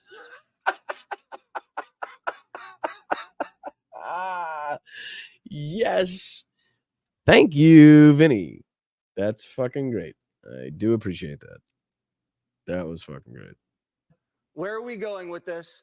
And then he just had some great knockouts. And so this. What were the great knockouts? Wouldn't you lead with the great knockouts? Were the great knockouts the ones you didn't have to write down to remember so you could recite on TV? Race just got tighter. All right, so that one's done. The race did not get tighter. I guarantee we see some shifting in the poll. I would not be surprised if we saw some movement in the polls from this debate. Absolutely. I am also hoping for that to be the case. All right, let's see what else we got. Hal in 5 minutes. Hal in 5 minutes. 5 minutes alert for Hal. 5 minutes alert for Hal. See if we got anything here. What's this?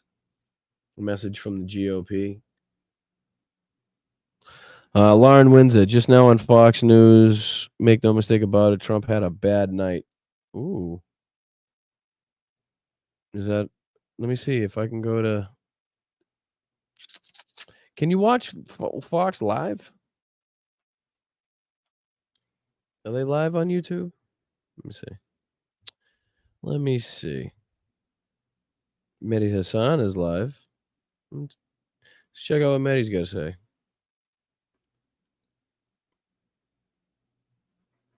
Sorry, buddy. That's what he did it. Trump put a full-page ad in the New York Times. He spent money, stingiest man in the world, spent money on a full-page ad calling for the execution of the Central Park Five. Guess what? Not only are they innocent, not only has he never apologized to them, tonight on stage he doubled down, suggesting they were guilty, and even said they killed someone. This is a man in cognitive decline. Nobody died as a result of the Central Park Five or as a result of that crime. It was a crime of rape and assault. In Trump's head, it was a murder.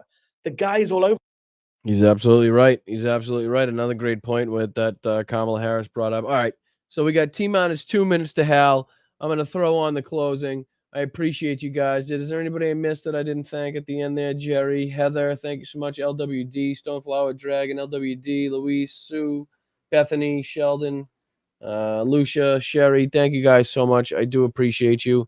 Why don't you go raid Hal after I play my closing, because the closing's good. I like the music. It's a good closing. But after that, raid Hal. Tell him I sent you. Send him my love. I appreciate you guys. You're going to go learn even more and have even more fun with Hal now. So thank you. I hope you guys have a great night. I really do. I appreciate you guys watching the debate with me, coming here. I know you had a billion choices, but you stayed with me, so I do appreciate it. I love you. Sorry about the little glitch at the end there, but we got the debate in at least. So I love you. Head over to Hal's. I love you.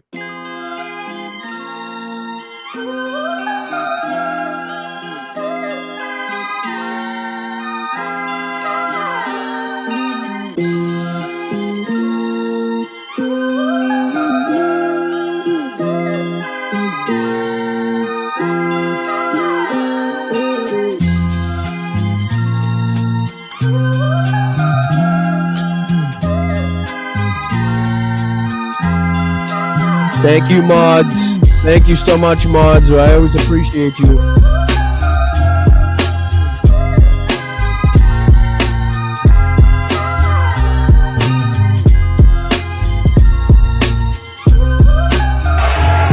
You know, he wanted to debate. If we didn't have a debate, he'd still be there. Can you imagine if we didn't have a debate? Why the hell did I debate him?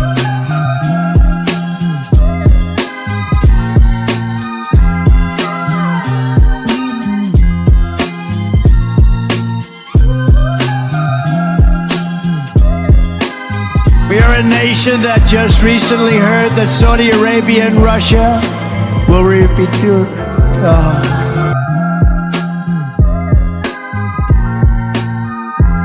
Thank you, guys. Make sure you tell Hal I sent you. I said hello, and I appreciate it.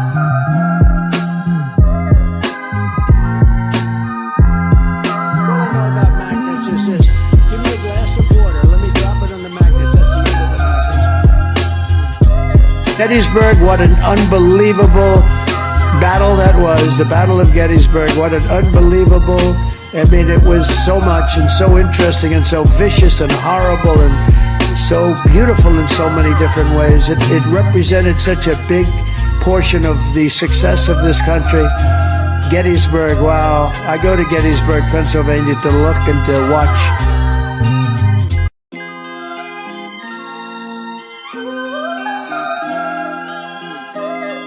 Never fight uphill, me boys. Never fight uphill.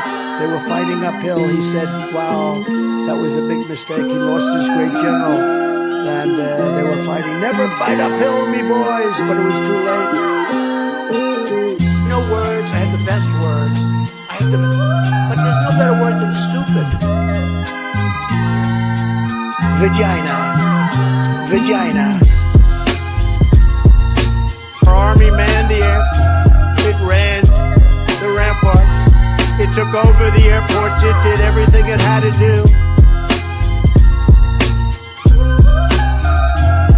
Oh, get those lights off! Off! Turn them off. They're too bright. Turn them off! The big, fat, sloppy United States. Yesterday was a hard word for me. Obama. Obama. Obama. All I smell is bullshit. Welcome to our country from the Congo. Where do you live in the Congo? We live in prison. Oh. You know what uranium is, right? It's a thing called nuclear weapons and other things. Like lots of things are done with uranium, including some bad things. We've endorsed JP, right? J.D. Mandel. And he's all I know about magnets is this. Give me a glass of water. Let me drop it in the magnets. That's the end of the magnets. Just landed in a really beautiful place, Montana. It's so beautiful flying over. You just look down, and that's the way it's supposed to be. But we have a very hot. Swami Vive Kamunan Suchin Tendolkar to Virat Kohli. It's a profound honor to be the beautiful new stadium, to be here with you.